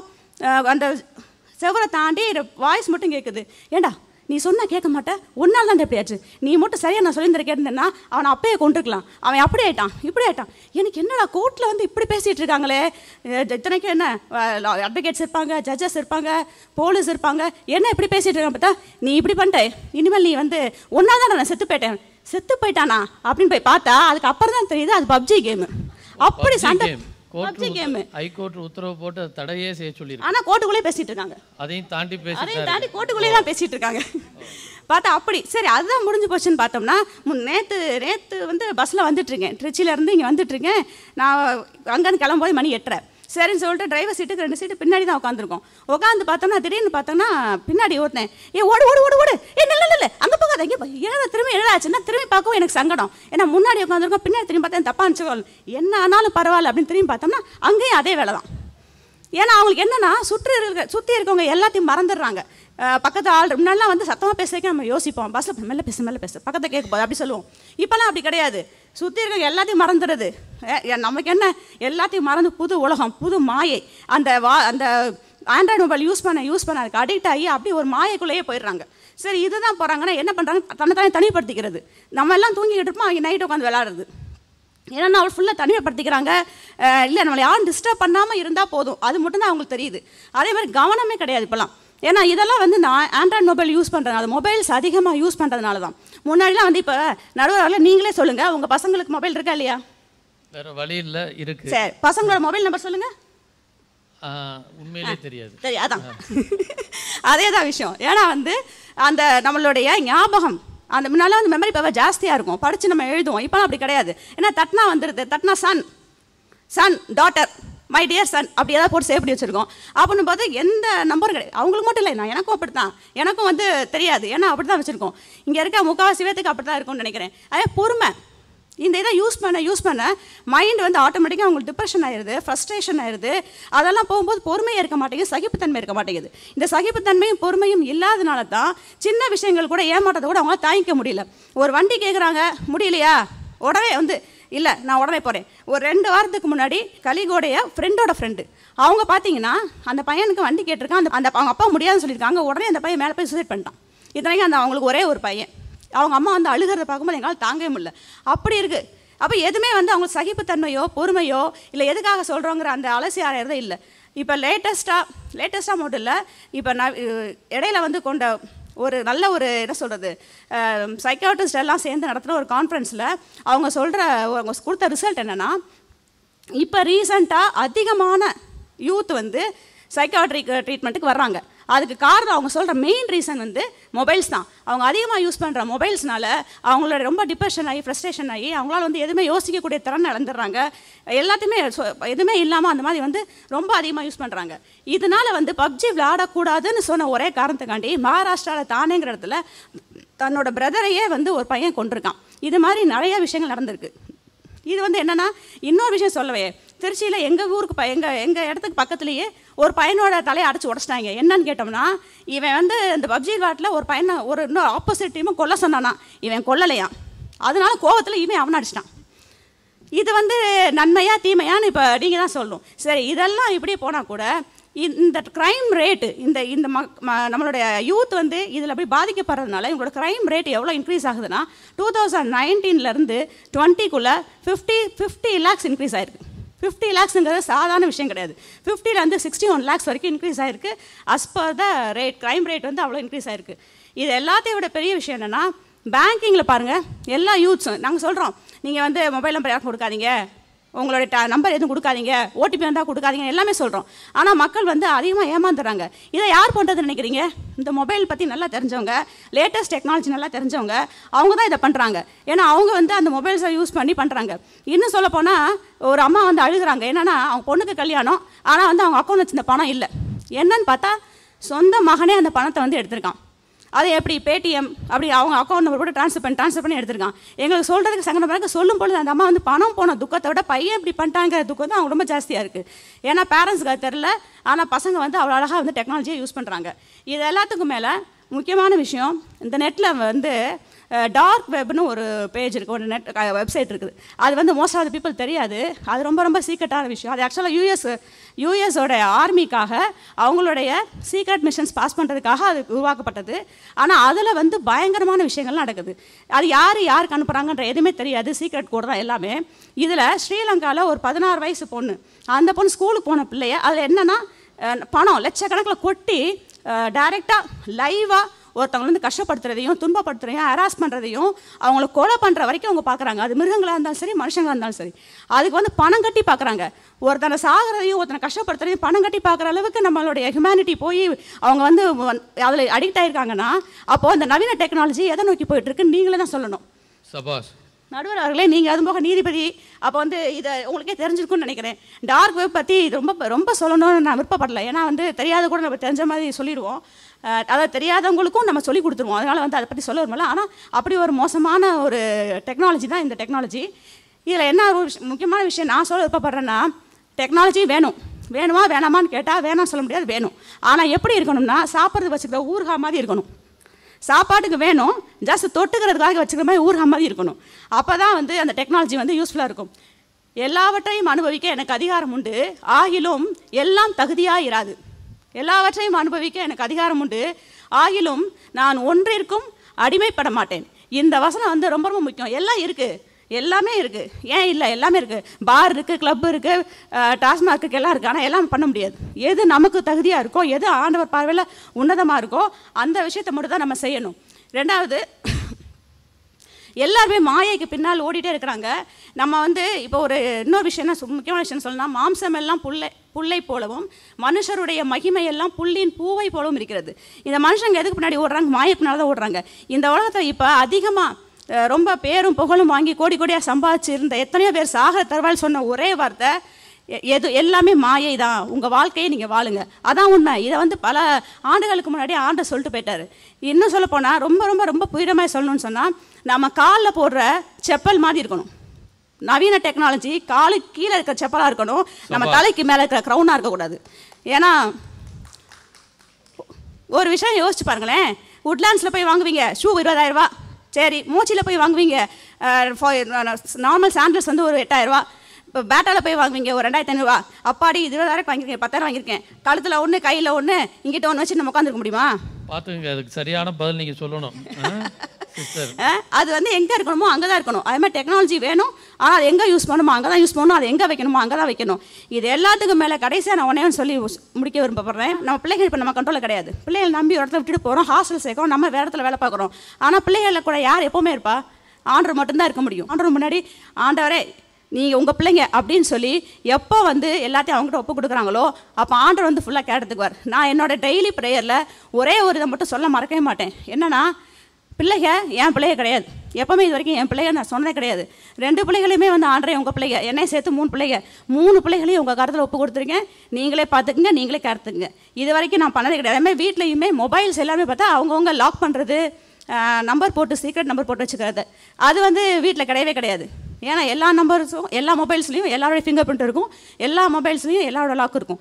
இது எதுக்காக சொல்ல வரேன்னா, உண்மைதான் லேட்டஸ்ட் டெக்னாலஜி வளர்ந்துருக்கு, ஆனால் அது நன்மை கிடையாது, தீமை தான். இந்த தீமையிலேருந்து என்ன பண்ண முடியும்? 40 வயசு 50 வயசு 60 வயசு ஆட்களே நம்ம வந்து ஒரு ஃபேஸ்புக் ஓப்பன் பண்ணோம்னா ஸ்டோரிஸ் பார்க்க ஆரம்பிச்சோம்னா அடுத்தடுத்து வந்துகிட்டே இருக்கு, நம்மளால் கண்ட்ரோல் பண்ண முடியல. ப்ரேயர் பண்ணுறோம், பைபிள் ரீட் பண்ணுறோம், மார்னிங்லேருந்து ஈவினிங் வரைக்கும் பிஸியாக இருக்கும். அப்படி இருந்துமே நம்மளால் வந்து கண்ட்ரோல் பண்ண முடியல. பசங்க என்னங்க பண்ணுவாங்க? அவங்க பாவம். அப்போ அவங்கள எப்படி நம்ம சேஃப்கார்ட் பண்ணுறது? நம்ம முழங்கால் படியிட்டே ஆகணும்.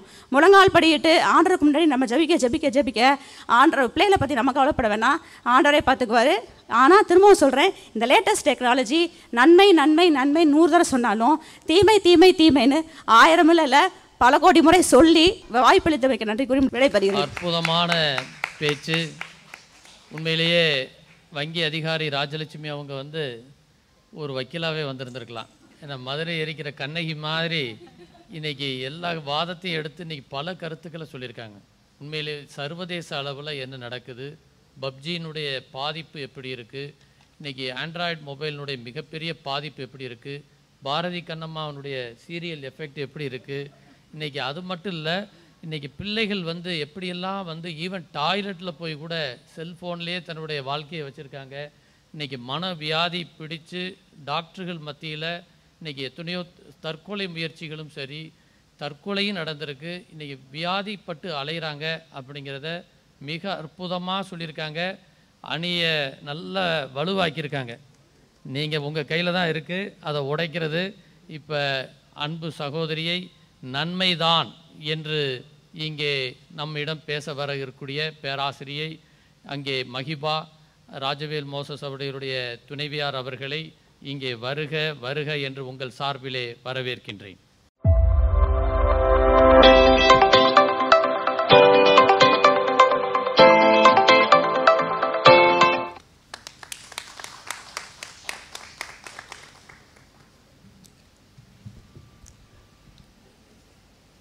நீதியுள்ள நியாயாதிபதியாய் வீற்றிருக்கும் நடுவர் அவர்களே, எங்கள் ரொம்ப வணக்கம்மா, ரொம்ப மகிழ்ச்சி.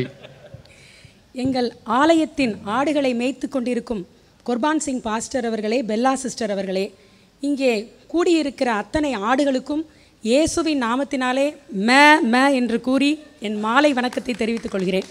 நன்மையான எந்த ஈவும் பூரணமான எந்த வரமும் ஜோதிகளின் பிதாவாகிய தேவனிடத்திலிருந்து வருகிறது என்று நாம் அறிந்திருக்கிறோம். ஆனால் நவீன தொழில்நுட்பத்தில் எல்லாம் நமக்கு நன்மை பயக்கிறது, எல்லாம் ஆண்டவர் நமக்கு நன்மையாகவே படைத்திருக்கிறார் என்பதை அறியாமல் அவர்கள் பேசி கொண்டிருக்கிறார்கள். பார்த்துக்கோங்க, இப்போ ஆன்லைன் கிளாஸில் நம்ம பிள்ளைங்க சோப்பு கேட்குறாங்களா, சீப்பு கேட்குறாங்களா, ஷாம்பு கேட்குறானா, ஆள் நீங்கள் இருந்தாலும் இல்லாட்டினாலும் அரவம் இல்லாமல் உட்காந்து படிச்சுக்கிட்டு இருக்கான். நீங்கள் ஆன்லைன் கிளாஸ் அட்டன் பண்ணும்போது எல்லோரும் வீட்டில் வாக்கிங்க, எல்லோரும் அவங்கவுங்க வேலையை பார்த்துட்டு வேலைக்கு போகிறீங்க.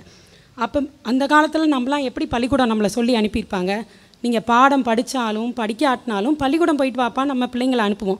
இப்போ அவன் குளிச்சாலும் குளிக்காட்டினாலும் ஆன்லைன் கிளாஸ் கவனமாக கவனிச்சுட்டு இருக்காங்க நடுவர்களே.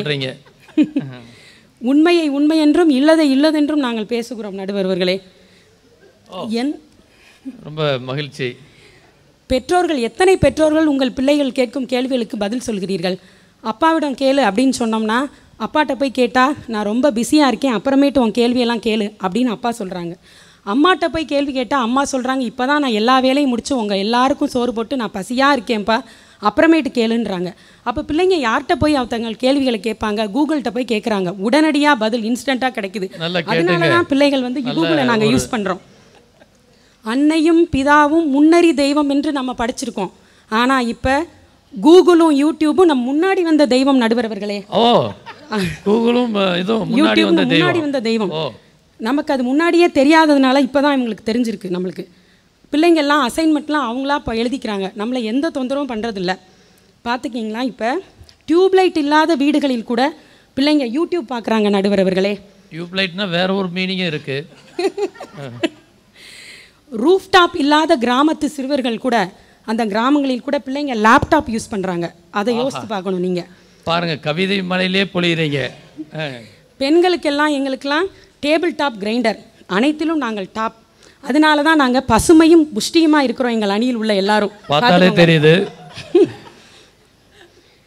நம்ம எல்லாம் செருப்பு இல்லாமல் வெளியே போக மாட்டோம். இப்போ செல் இல்லாமல் யாராவது வெளியே செல்ல முடியுமா? யோசித்து பாருங்கள். காசு இல்லாமல் வெளியே போக மாட்டோம். இப்போ கார்டு இல்லாமல் நம்ம வெளியே போகிறோமா? எல்லா கார்டும் யோசித்து பாருங்கள். உணவுக்காகவும் உடைக்காகவும் கவலைப்படுகிறது என்ன என்று இயேசுநாதர் நமக்கு சொல்லியிருக்கிறார். நாங்கள் உணவுக்கு கவலைப்படுவதே இல்லை. டொமேட்டோ ரைஸை விட இப்போ ஜொமேட்டோ ரைஸ் ரொம்ப ருசியாக இருக்கிறது. ஜொமேட்டோ ரைஸ். உடைக்காக அவர் அண்ணன் என்ன சொல்கிறாங்க, உங்கள் வீட்டுக்கார் வந்திருக்கார் இல்லையா? ஆமாம். அவருக்கு நீங்கள் சமையல் கொடுக்குறீங்களா இல்லை ஜொமேட்டோ தான் வருதா? நீங்களே முடிவு பண்ணிக்கொள்ளுங்கள் அவங்க உடம்பை பார்த்து. உடைக்காக நாங்கள் கவலைப்படுகிறதில்லை. ஏன்னா ஆன்லைன் ஷாப்பிங் உங்களுக்கு எந்த துயரமும் இல்லை. கால் வலிக்க நீங்கள் நிற்கணும்.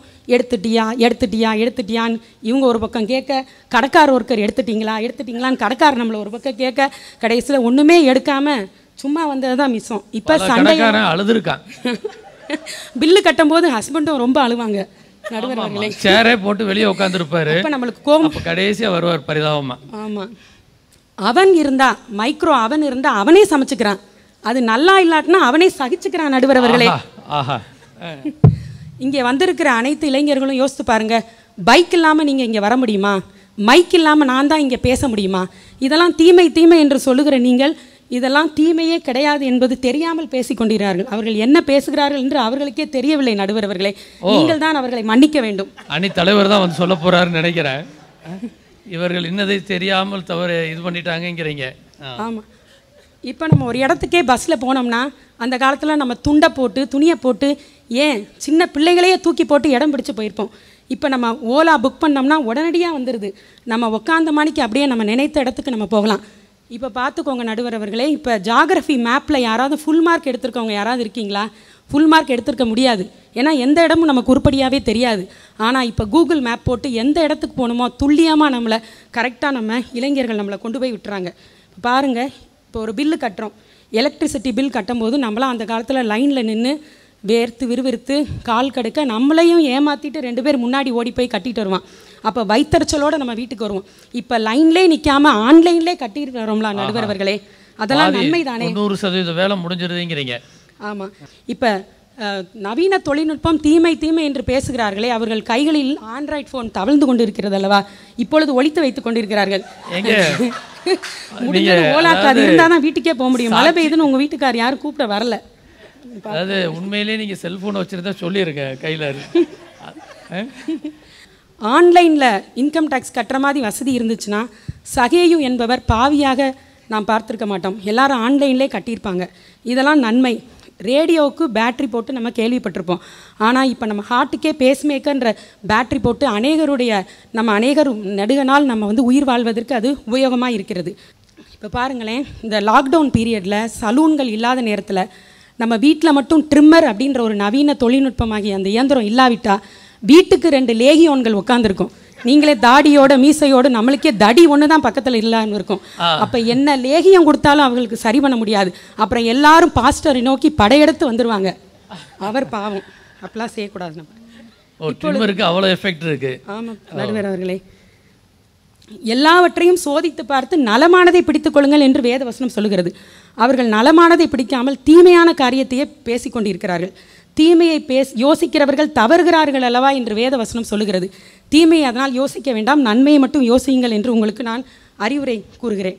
இப்போ நம்ம வீட்டிலே லாக்டவுன் போட்டாலும், நம்ம பாதையிலே லாக் பண்ணாலும் நம்ம இந்த லாக்டவுன் எப்போ முடியும், இன்னும் எப்போ தொடரும்ன்ட்டு நம்ம டிவியை தானே பார்த்துக்கிட்டே இருக்கோம். அது தெரியாட்டினா நமக்கு எப்படி தெரியும்? அப்போ நம்மளுக்கு அநேக நன்மை அது நமக்கு தந்திருக்கிறது. இப்போ நீங்கள் சொல்கிறீங்க பெண்கள் மிக்சி மாதிரி கிரைண்டர் மாதிரி ஆயிட்டு இருக்காங்கன்னு சொல்கிறீங்க. அடுப்பூதும் பெண்களுக்கு படிப்பதற்கு என்று சொன்ன காலம் போய் இப்போ அடுப்பையே நாங்கள் ஊதி கொண்டிருந்தால் எங்களுக்கு நிறையா நேரம் மிச்சம் கிடைக்கிறதுனால தான் நாங்கள் அநேக டிகிரியை வாங்கியிருக்கோம். இல்லைன்னா எங்களுக்கு டிகிரிகள்லாம் வாங்க முடியாது. நிச்சயமா இதுக்கு பதில் சொல்லி ஆகணும் நீங்கள். இப்போ ஆன்லைன் கிளாஸில் சும்மா வந்து கவனிக்காமலே ப்ரெசன்ட் கொடுக்குறான்னு சொல்கிறீங்க. நார்மலான ஆஃப்லைன் கிளாஸில் ஃபிசிக்கலியாக மாணவர்கள் ப்ரெசண்ட்டாக இருப்பாங்க, மென்டலியாக ஆப்சண்ட்டாக இருப்பாங்க. இப்போ ஃபிசிக்கலாக ஆப்சண்ட்டாக இருந்தாலும் அவங்க மென்டலாக ப்ரெசண்ட்டாக இருக்காங்க, பாடம் படிக்கிறாங்க.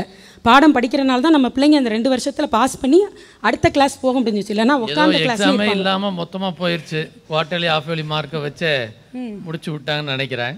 அதுவும் நவீன தொழில்நுட்ப முறையில் நன்மை தானே, அதன் மூலமாக தானே எங்களுக்கு மார்க்கே போட்டிருக்காங்க. இல்லைன்னா போடுறதே ரொம்ப சிரமம்ல நடுவர்களே. உண்மைதான்.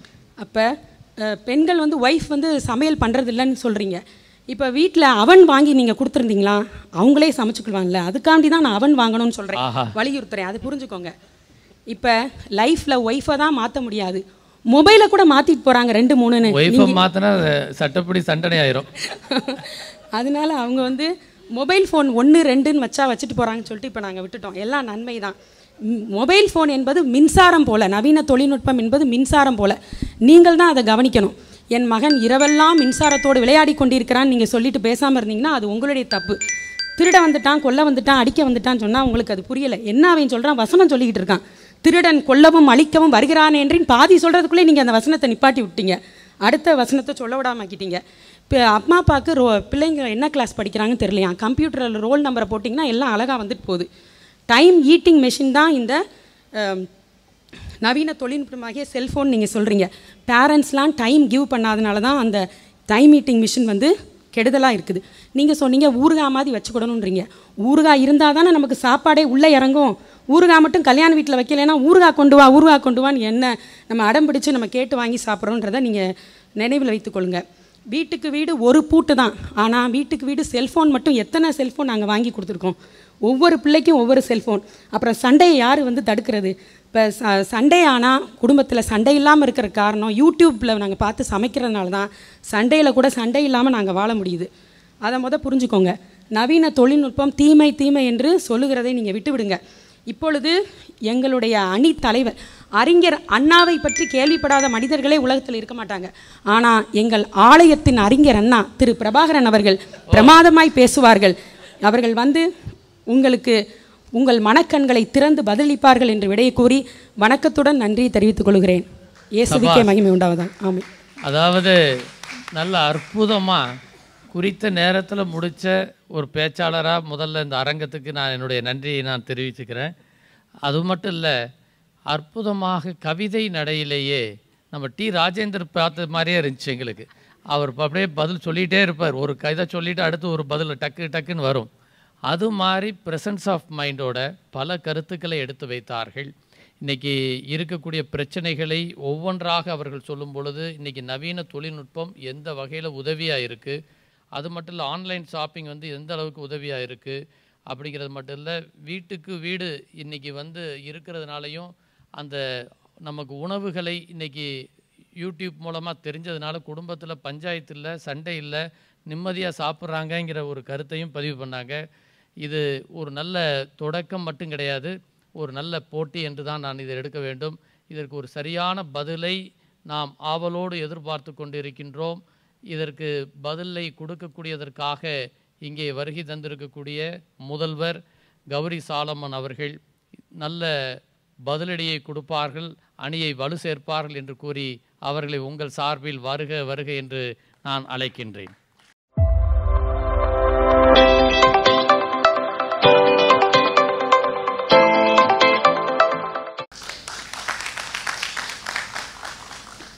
கற்றது கையளவு, கல்லாதது உலகளவு என்பதை தன்னுடைய பேச்சில் செயலில் கடைபிடிக்கிறவரும் எல்லாராலும் விரும்பப்படத்தக்கவரும் எளிமைக்கும் தாழ்மைக்கும் பாத்திரராக இருக்கக்கூடிய எந்தவித பெருமையும் இல்லாத எங்கள் சபையை அதிகமாக நேசிக்கிற எங்கள் சகோதரராகிய நடுவர் அவர்களே, சத்தியத்தை சத்தியமாய் அறிவிக்கிற, உள்ளதை உள்ளதென்றும் இல்லதை இல்லதென்றும் உலகிற்கு பறைசாற்றுகின்ற எங்களுடைய அருமையான ஏலிம் ஏஜி சபையின் தலைமை போதகர் அவர்களே, விஷயங்கள் சிறிதானாலும் பெரிதானாலும் எல்லாவற்றிலும் எங்களுக்கு தோள் கொடுத்து மிகுந்த ஈடுபாட்டோடு தேவையான ஆலோசனைகளை எங்களுக்கு அளித்து ஊக்கப்படுத்துகிற எங்களது சகோதரி பெல்லா அவர்களே, தேவ தூதர்களைப் போல அமர்ந்து சைலண்டாக எங்களுக்கு சப்போர்ட் பண்ண வந்திருக்கிற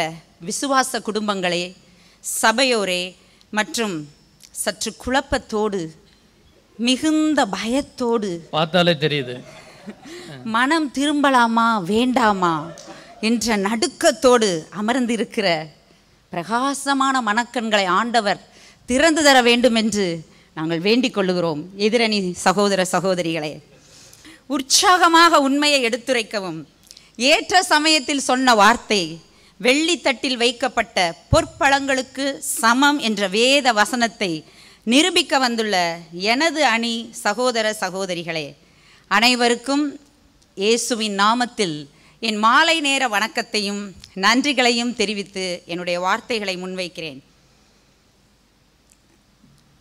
என்னுடைய எதிரணியில் இருக்கிறவங்க ரொம்ப திறமையாக, ரொம்ப அபாரமாக, ரொம்ப அழகாக பேசினாங்க.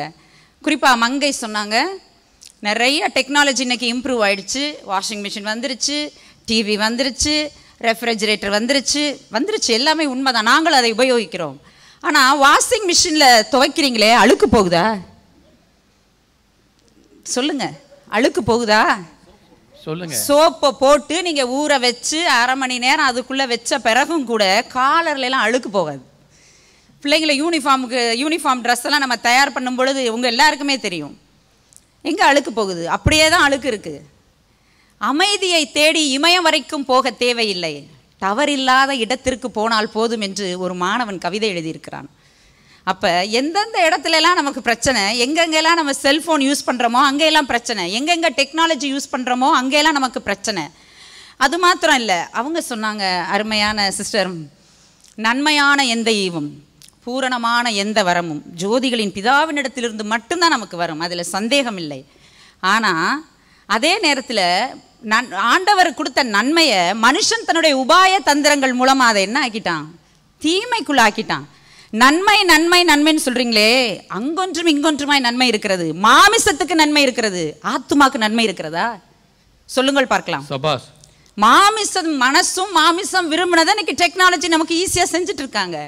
ஆத்துமாக்கு நன்மை வேணும்னா நம்ம யார்கிட்ட தான் போகணும்? ஆண்டவராகிய இயேசுகிட்ட தான் போகணும். நான் எங்களுடைய கேள்வி அதுதான். நீங்கள் நன்மை நன்மை நன்மைன்னு கூவிக்கிட்டே இருக்கீங்க வந்ததுலேருந்து. ஆனால் ஆத்துமாக்கு என்ன நன்மை உண்டாதுனால சொல்லுங்க பார்ப்போம். ஆத்துமாக்கு இதனால என்ன நன்மை இருக்கு? அணித்தலைவர் தான் வந்து சொல்லணும். 5 காரியங்களுக்கு வேதம் நம்மை விலகி இருக்க சொல்லி இருக்கிறது. முதல் காரியம், மனுஷனை நம்புவதற்கு விலகியிரு, பண ஆசைக்கு விலகியிரு, உலக சிநேகத்திற்கு விலகியிரு, வீண் பேச்சிற்கு விலகியிரு, மிஞ்சின எண்ணங்களுக்கு விலகியிரு. இந்த 5ம் டெக்னாலஜியில் இருக்கு. என்னால் சொல்ல முடியும், உங்களால் சொல்ல முடியுமா? சொல்லுங்க பார்ப்போம். மனுஷனை தான் நம்ம என்ன செய்கிறோம், நம்ம இன்னைக்கு இருக்கிற நாட்களில் ஆன்லைனில் நிறைய பிஸ்னஸ் பண்ணுறாங்க, நிறைய காரியங்களை ஆன்லைன் மூலமாக ப்ரமோட் பண்ணுறோம். ஆனால் எந்த அளவுக்கு அந்த ஆன்லைன் உண்மையாகவும் பரிபூர்ணத்தை நமக்கு கொடுக்குது சொல்லுங்க பார்ப்போம். எல்லாவற்றிலும் ஃப்ராட். நேற்று கூட சத்தியம் டிவியில் ஒரு நியூஸ் வந்தது. சாயந்தரம் ஒரு 7 மணிக்கு நான் பார்க்கும் பொழுது அந்த நியூஸில் பிரபல நிறுவனத்தில் வேலை வாய்ப்பு அப்படின்னு சொல்லி போட்டு அதில் மோசடி 3000 கிட்டத்தட்ட 10,000 ஜனங்களுக்கு மேலாக அதை பதிவிறக்கம் செய்து பண மோசடி அதில் நடந்திருக்கு. மனுஷனை நம்பி தானே அவங்க கொடுத்தாங்க, பணத்தை பூரா மோசடி பண்ணிட்டாங்க. 10,000 பேர் இப்போ என்ன பண்ணுறாங்க, 3000 கட்டின எல்லாருமே மிகவும் வறுமை கோட்டுக்கு கீழே இருக்கிறவங்க, எப்படியாவது தனக்கு ஒரு வேலை கிடைச்சிடாதா அப்படின்னு சொல்லி அதில் பண்ணியிருக்காங்க. பல வழக்குகள் கோர்ட்டில் இருக்கு. அப்போ மனுஷனை நம்புகிறான், மனுஷனை நம்புகிறான். ஆனால் மனுஷன் இன்னும் ஏமாற்றி கொண்டு எத்தனை பேர் இதில் அவலப்பட்டிருப்பாங்க யோசிச்சு பாருங்க. பண ஆசையை தான் டெக்னாலஜி விதைக்குது. நிறைய அதுக்கு நம்ம சொல்ல முடியும். இப்போ இவன் ஒரு வேலை கிடைக்கும், தன் குடும்ப கஷ்டத்துக்காக என்ன செய்கிறான், அந்த வேலையில் சேர்ந்தா என்னுடைய குடும்ப கஷ்டம் மாறுன்னு சொல்லி அவங்க 3000 ரூபாயை கட்டி பண்ணாங்க. ஆனால் மொத்த 10,000 × 3 நீங்கள் பெருக்கி பார்த்துக்கோங்க. அத்தனை பேருடைய பணத்தையும் என்ன செய்துட்டாங்க, அபகரிச்சுட்டு போயிட்டாங்க. நீங்கள் சொல்கிற மாதிரி டெக்னாலஜியில் இம்ப்ரூவ்மெண்ட் இருக்குது, அது இருக்குது, இது இருக்குது. என்ன அவுட்கம், ஒரு சொசைட்டிக்கு என்ன அவுட்கம் டெக்னாலஜினால, குடும்பத்தில் என்ன அவுட்கம்? எத்தனை குடும்பங்கள் செல்போன்னால பிரிவினைக்குள்ளே இருக்குது. நடுவர் அவர்களை உங்களுக்கு தெரிஞ்சிருக்கும் நான் நினைக்கிறேன். எத்தனை குடும்பங்கள் முந்தி காலத்துலலாம் ஃபேமிலியில் ஒரு பாண்டேஜ் இருக்கும், தட் இஸ் எமோஷனல் பாண்டேஜ். இன்றைக்கி அந்த எமோஷனல் பாண்டேஜ் இருக்கா? அவங்க டு பி ஹானஸ்ட் உங்கள் நெஞ்சில் கைத்து வச்சு சொல்லுங்கள், கிடையாது. ஏன் காரணம்னா அதுவும் கொரோனாக்கு பிறகு அதிகமாக பாதிக்கப்பட்டிருக்கு குடும்பங்கள். ஏன்னா எல்லாமே அடிக்ஷன், செல்ஃபோனில் அடிக்ஷன். அன்னைக்கு கணவன் மனைவிக்குள்ளே ஒரு சின்ன சண்டைகள் வந்துருச்சுன்னா வேற ரெக்ரியேஷன் நமக்கு கிடையாது. உடனே என்ன செய்வாங்க, சரி நான் செஞ்ச தப்பு நீ செஞ்ச தப்பு, 2 பேர் சமரசமாயிருவாங்க. ஆனால் இன்னைக்கு அந்த கைத்திரைங்கிற அந்த ஒரு பிசாசு அதை எடுத்துட்டு என்ன செய்யறாங்க, போய் எல்லாரும் ஒவ்வொரு ரூம்ல உட்காந்துக்கிட்டு நீ பேசினா என்ன பேசாட்டி என்ன, முகத்தையே பாக்குறது இல்லையா, பாக்குறது இல்ல. பிள்ளைகள் வந்து அப்பா அம்மா முகத்தை பாக்குறது இல்ல, அப்படி தனியா போயிட்டாங்கிற மாதிரி சொல்றாங்க. இன்னைக்கு ஃபேமிலி எல்லாமே அந்த பிரைவசி போகுது, தனிமை. பிள்ளைகள் வந்து அதனால பிள்ளைகள் பாதிக்கப்படுது. தாய் தகப்பன் சரியா இல்லாதனால ஆளுக்கு ஒரு மூலையில் இருக்கும்போது பிள்ளைகள் என்ன செய்யும், அதுவும் அந்த செல்ஃபோனுக்குள்ளே தான் போகும். எத்தனை குடும்பத்தில் இன்னைக்கு இந்த செல்ஃபோன்னால பிரிவினைகள் வந்திருக்கு. நீங்கள் அதை நன்மைன்னு நீங்கள் எப்படி சொல்கிறீங்கன்னு எனக்கு தெரியல. அது மாத்திரம் இல்லை, ஆன்லைன் கிளாஸ் அவங்க சொன்னாங்க. அன்னைக்கெல்லாம் வந்து 100% பிள்ளைங்களுக்கு அட்டண்டன்ஸ் இருந்துச்சு, அதனால அவங்க வந்தாங்க. இப்போ வந்து ஃபிசிக்கலி எல்லாமே நான் சில விஷயங்களை நான் ஒத்துக்கிறேன். ஆனால் அதே சமயத்தில் பள்ளிக்கூடத்துக்கு போய் மாணவர்களை பார்த்து ஆத்மார்த்தமாக அவர்களை தொட்டு படிப்பை மட்டும் நாங்கள் சொல்லிக் கொடுக்கல, நேரடியாக பிள்ளைகளுக்கு தோளுக்கு பின்னாடி அவர்களை தட்டி கொடுத்து அரவணைத்து. பல டிவோர்ஸ் குடும்பங்கள்லேருந்து பிள்ளைகள் வந்திருப்பாங்க, காலையில் சாப்பிட்ருக்க மாட்டாங்க. என்னுடைய அசம்பிளியில் ஒவ்வொரு நாளும் நான் அசம்பிளியை ஸ்டார்ட் பண்ணும் பொழுது என்னுடைய பிள்ளைகள்கிட்ட நான் கேட்குற முதல் காரியம், have you taken your breakfast in the morning? சாப்பிட்டியா? பல குழந்தைகள் சாப்பிட்டு வந்திருக்க மாட்டாங்க. ஏன்னா அப்பா கூட ஒரு சில குழந்தைகள் இருக்கும், அம்மா கூட ஒரு சில குழந்தைகள் இருக்கும். அந்த ஒரு ஆத்மார்த்தமான அன்பு, நட்பு, ஆக்கப்பூர்வமான விஷயங்கள் ஆன்லைனில் உண்டா சொல்லுங்க? அது மட்டுமா? நமக்கு பழைய நாட்களிலெல்லாம் பிறந்த நாள், திருமண நாள், இந்த மாதிரிலாம் நம்ம கொண்டாடும் பொழுது, இந்த டெக்னாலஜிலாம் வராதுக்கு முன்னாடி நான் சொல்கிறேன், நமக்கு வந்து பொங்கல் வாழ்த்தோ இல்லை ஒரு ஏதோ ஒரு வாழ்த்து, பிறந்த நாள் வாழ்த்தோ என்ன பண்ணுவோம், ஒரு கிரீட்டிங்ஸ் கார்டு வாங்கி அந்த கிரீட்டிங்ஸ் கார்டுக்குள்ளே சில வார்த்தைகளை அழகாக நிரப்பி அதை வந்து போஸ்ட் பண்ணுவாங்க. அந்த போஸ்ட்மேன் வந்து நமக்கு கொடுக்குறதுக்கு 2-3 நாள் ஆகும். காத்திருப்போம், உனக்கு நான் போஸ்ட் பண்ணியிருக்கேன் அப்படின்னு சொன்னால் தெருமுனையில் போய் நின்று போஸ்ட்மேன் வரமாட்டாரா, போஸ்ட்மேன் எப்போ அதை கொடுப்பாரு அப்படின்னு சொல்லி நம்ம காத்திருக்கோம். அந்த கிரீட்டிங்ஸை பிரித்து வாங்கி படித்து அந்த ஒரு சந்தோஷம் இந்த ஆன்லைனில் உண்டா உங்களுக்கு? சுகமே வேற, அதுவே தனி. நீங்கள் அதை அனுபவிச்சு பார்த்தா, அனுபவிச்சு பார்த்தவங்களுக்கு அது தெரியும். ஒரு போஸ்ட் லெட்டர், ஒரு இன்லேண்ட் லெட்டரில் வருகிற விஷயங்களை காட்டணும். இன்றைக்கி நிறைய விஷயங்கள் நம்ம மெசேஜ் பண்ணுறோம். ஆத்மார்த்தமான உணர்வுகள் இருக்காங்கிறதான் எங்களுடைய கேள்வி. அதனுடைய விஷயங்கள் என்ன, அதோடைய அவுட்கம் என்ன? இல்லை, இன்னைக்கு அந்த மாதிரியான ஒரு பரிபூர்ணத்துவம் இல்லை. எல்லாமே மேம்போக்கா இருக்குது. உங்களுக்கு ஒரு ஹாப்பி பர்த்டே போட்டு விட்டா முடிஞ்சு கிடையாது. அன்னைக்கு மெனக்கிடுவோம், லிஸ்ட் எடுத்து மெனக்கிட்டு என்ன அவங்களுக்கு எழுதி என்ன எப்படி இவங்களுக்கு பண்ணுவோம்னு சொல்லி நம்ம மெனக்கிடுவோம். இன்றைக்கி அந்த மாதிரியான விஷயங்கள் எங்கே இருக்குது நீங்கள் சொல்லுங்கள் பார்ப்போம். ஆன்லைனில் பிள்ளைங்க இந்த மாதிரி பல விஷயங்களை ஆன்லைனில் ஆன் பண்ணி வச்சுட்டு என்ன பண்ணுறாங்க, அவங்க பாட்டுக்கு அவங்க இஷ்டத்துக்கு திரிகிறாங்க. தேனை கண்டுபிடித்தாயானால் மட்டாய் சாப்பிடு, மிதமிஞ்சி சாப்பிட்டால் வாந்தி பண்ணுவீர்கள். அதைத்தான் நாங்கள் சொல்லுகிறோம். எதுவுமே அதோடைய நன்மைகளை மட்டும் நம்ம பார்த்து எடுக்கிறது இல்லை. காயினுக்கு எப்படி 2 புறமும் இருக்கோ அதே போல் விஷயங்களில் நன்மை தீமை இருக்குது. ஆனால் இந்த டெக்னாலஜி மூலமாக நமக்கு தீமைகள் தான் அதிகமாக இருக்குது. அதை தான் நடுவர் அவர்களை நான் அதிகமாக சொல்கிறேன். கர்த்தருடைய சித்தமும் நன்மையும் பிரியமும் இன்னதென்று அவருடைய சித்தத்தில் நம்ம இருக்கோமா? இன்றைக்கி யூடியூப் ஆரம்பிச்சனால கடவுளுக்கு நிகராக நம்மளை நினைக்க ஆரம்பிச்சிடுறோம். இன்றைக்கி ஃபேஸ் மேக்கர்னு சொன்னாங்க, அதெல்லாம் தற்காலிக உயிரை வந்து காப்பாற்றி வைக்கக்கூடியதான். நிரந்தர தீர்வு ஏதாவது இருக்கா டெக்னாலஜியில்? எதுவுமே கிடையாது. எல்லாமே தற்காலிகம். ஆனால் ஆண்டவர் கொடுக்குற ஆசீர்வாதம் நிரந்தரமானது. கர்த்தர் தருகிற ஆசீர்வாதமே என்னது, நமக்கு வேதனையை தராது. அதுதான் நமக்கு ஆசீர்வாதம். நாங்கள் அதைத்தான் சொல்கிறோம். ஆண்டவர் வந்து தீமைக்கு எதுவாக எதையுமே ஆண்டவர் படைக்கலை, எல்லாமே நன்மைக்கு எதுவாக தான் படைச்சார். ஆனால் மனுஷன் தங்களுடைய உபாய தந்திரங்கள்னால என்ன பண்ணிட்டாங்க, அதை பூரா தீமையாக மாற்றிட்டாங்க. ஒரே ஒரு இதை சொல்லி நான் முடிக்கிறேன். மைக்ரோ ஓவன் இங்கே சொன்னாங்க, அடிக்கடி மைக்ரோ ஓவன் வாங்குங்கன்னு சொல்லி சொன்னாங்க. அந்த மைக்ரோ ஓவன் சமையலின் மூலமாக தான் இன்றைக்கி அநேக பேர் இன்றைக்கி அந்த கேன்சர்ன்ற அந்த புற்றுநோயால் பாதிக்கப்பட்டிருக்கிறதுக்கு மிக முக்கிய ரீசன் மைக்ரோ ஓவன் சமையல். இது எத்தனை பேருக்கு தெரியும்னு எனக்கு தெரியல. இதெல்லாம் வந்து அதே மாதிரி ஒரே ஒரு விஷயம், அப்பா அம்மாட்ட கேட்டால் அப்பா வேலை பார்க்குறேங்கிறாரு, அம்மா வேலை பார்க்குறேங்கிறாங்க அப்படின்னு சொல்லி அவங்க சொல்கிறாங்க. அவங்க சில நேரங்களில் தங்களுடைய வேலை கடின நிமித்தமாக அவங்க சொல்லாமல் இருக்கலாம். இதே சமயத்தில் அந்த குழந்தை போய் கூகுள்லையோ இல்லை விக்கிபீடியாவிலையோ இன்ஃபர்மேஷனை கேதர் பண்ணும்போது தேவையற்ற விஷயங்களை அந்த குழந்தை கற்றுக்குது. அது ஏன் உங்களுக்கு புரியலை? தாய் தகப்பன்ட்ட போய் கேட்கும்போது தேவையான விஷயங்களை தான் அவங்க சொல்லுவாங்க. ஆனால் இந்த கூகுள்லையும் போய் மற்ற விஷயங்களையும் போய் அவங்க பார்க்கும்போது தேவையற்ற காரியங்களையும் குழந்தைகள் கற்றுக்கொள்கிறாங்க. அதனால் அதுக்கு உண்டாகிற தீமை தான் அதிகம். இதை நீங்கள் புரிஞ்சுக்கொள்ளுங்க. அதே மாதிரி இந்த ஃப்ரீ கான்ஃபரன்ஸ் காலை இவங்க சொன்னாங்க, ஃப்ரீ கான்ஃபரன்ஸ் காலை பாஸ்ட்டு உயிரை கொடுத்து ஒவ்வொரு நாளும் அதை நடத்துறதுக்கு அவ்வளோ உயிரை கொடுத்து, அதுலேயும் சில நேரத்தில் இந்த டியூ டு டெக்னிக்கல் எரர்னு வந்துடுறதுனால அந்த ஜெபத்தை முழுமையாக நடத்த முடியாமல் உயிரை கொடுத்து நடத்திட்டு இருக்காங்க. ஆனால் நம்ம எப்படி இருக்கோம்? நம்ம அந்த ப்ரேயரில் நம்ம எப்படி இருக்கோம்? முழு இன்வால்மெண்ட்டோடு இருக்கோமா? அங்கே ஆன் பண்ணி வச்சுட்டு குப்பையை கொட்ட போகிறோம், இல்லை சாப்பாடு அடுப்பில் பால் வச்சுருக்கோமான்னு பார்க்க போகிறோம். எதுலேயுமே ஆன்லைன்லேயுமே சரி மற்ற எதுலேயுமே சரி ரீச் ஆகுதா? விஷயம் ரீச் ஆகுதாங்க? அதைத்தானே இங்கே கேட்குறோம். விஷயம் ரீச் ஆகுதா? விஷயத்தில் அங்கே ஜீரோ. நீங்கள் நல்லா கேட்டுங்க, அதுக்கு விளக்கங்கள் சொல்லணும். ஸோ அதே மாதிரி அந்த நிறைய ஆன்லைன் மூலமாக அதெல்லாம் நடத்தப்பட்டு நிறையா பேர் ரட்சிக்கப்பட்டாங்க அப்படின்னு சொல்கிறாங்க. ரட்சிக்கப்பட்டிருக்காங்க, மனம் திரும்பியிருக்கிறாங்களா? மனம் திரும்புதலுடன் கூடிய ரட்சிப்பு தானே முக்கியம். சபையில் வந்து முகமுகமாய் நாங்கள் அமர்ந்து ஆராதித்து துதித்து எங்கள் பாஸ்டர்மா மூலமாக கவுன்சிலிங்கை பெற்றுக்கொண்டு பிரச்சனைகளுக்கு சொல்யூஷன் அப்படி தான் நாங்கள் கேட்டு பெற்றுக்கொண்டாதான் அது உண்மையான மனம் திரும்புதலுக்கு நேராக எங்களை நடத்தும். ஆரம்பத்திலே சொல்லியாச்சு. இன்றைக்கி நீங்கள் சொன்னீங்க பல டெக்னாலஜிலாம் நடக்குது, அதெல்லாம் வச்சு பார்த்த பிறகு தானே இயேசுவின் வருகை இருக்குது அப்படின்னு சொன்னீங்க. மனம் திரும்புங்கள் பரலோக ராஜ்யம் சமீபமாக இருக்குதுன்னு 2000 வருஷங்களுக்கு முன்பதாகவே வேதாகமத்திலே சொல்லப்பட்டிருக்கு. அது இன்னைக்கு நேற்று சொல்லவில்லை. விரியன் பாம்பு குட்டிகளே மனம் திரும்புங்கள்னு 2000 வருஷத்துக்கு முன்னாடியே சொல்லப்பட்டிருக்கு. அவங்களப்பா அண்ணியப்பா சொல்கிறீங்களா? ஜென்ரலாக சொல்கிறேன் நடுவர் அவர்களே. ஸோ இதெல்லாம் இந்த விஷயங்களெல்லாம் நீங்கள் பார்த்துட்டு இதில் உண்மையிலே நன்மையா தீமையான்றதை உங்களுக்கு ஆண்டவர் தான் உங்களுக்கு வந்து என்ன செய்யணும், அதற்குண்டான சொல்யூஷனை கொடுக்கணும். நீங்கள் ஜொமேட்டோ அந்த இன்னொன்று என்னென்னமோலாம் சொன்னீங்க, அதுலெல்லாம் ஹெல்த் இருக்கா? ஆன்லைன் ஷாப்பிங் சொன்னாங்க, அளவு தெரியாமல் ஆன்லைனில் ஆர்டர் பண்ணிட்டு திக்குமுக்காடிக்கிட்டு இருக்காங்க, அலைஞ்சிக்கிட்டு இருக்காங்க. இதெல்லாம் சாப்பிடவே மாட்டாங்கன்னு நினைக்கிறேன் நீங்கள் சொல்கிறத பார்த்தா. ஸோ இதெல்லாம் நீங்கள் தயவுசெய்து மனதில் ஞாபகப்படுத்தி இந்த நவீன தொழில்நுட்பம் நமக்கும் சரி வருகிற சமுதாயத்திற்கும் சரி தீமையே தீமையே தீமையே என்று கூறி வாய்ப்பளித்தமைக்கு நன்றி கூறி விடைபெறுகிறேன். நன்றி. நல்ல அற்புதமான வாதத்தை அருமை சகோதரி கௌரி சாலமன் எடுத்து வைத்திருக்கின்றார்கள். இன்றைக்கி ஒவ்வொன்றும் எமோஷனல் பாண்டேஜ் நமக்கு இன்றைக்கி எப்படி இருக்குது அப்படிங்கிறத அவங்க மிக அற்புதமாக சொன்னாங்க.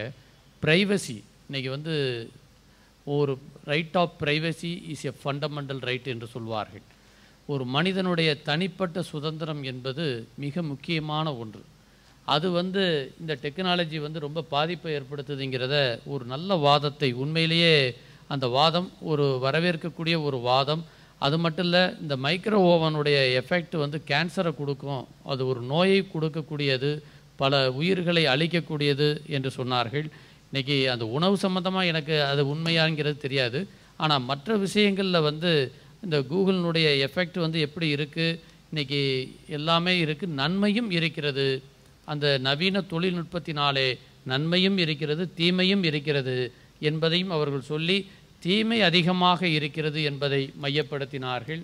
நல்ல எல்லா வாதங்களையும் நல்ல மனம் திரும்புங்கள் பரலோக ராஜ்யம் சமீபத்தில் இருக்கிறதுன்னு சொல்லி அந்த யோவான் ஸ்தானம் 2000 வருடத்துக்கு முன்னே சொன்ன அந்த கருத்தை வந்து பதிவு பண்ணாங்க. உண்மையிலேயே நல்ல அணி பார்த்தா ரொம்ப பலமாக இருக்குது.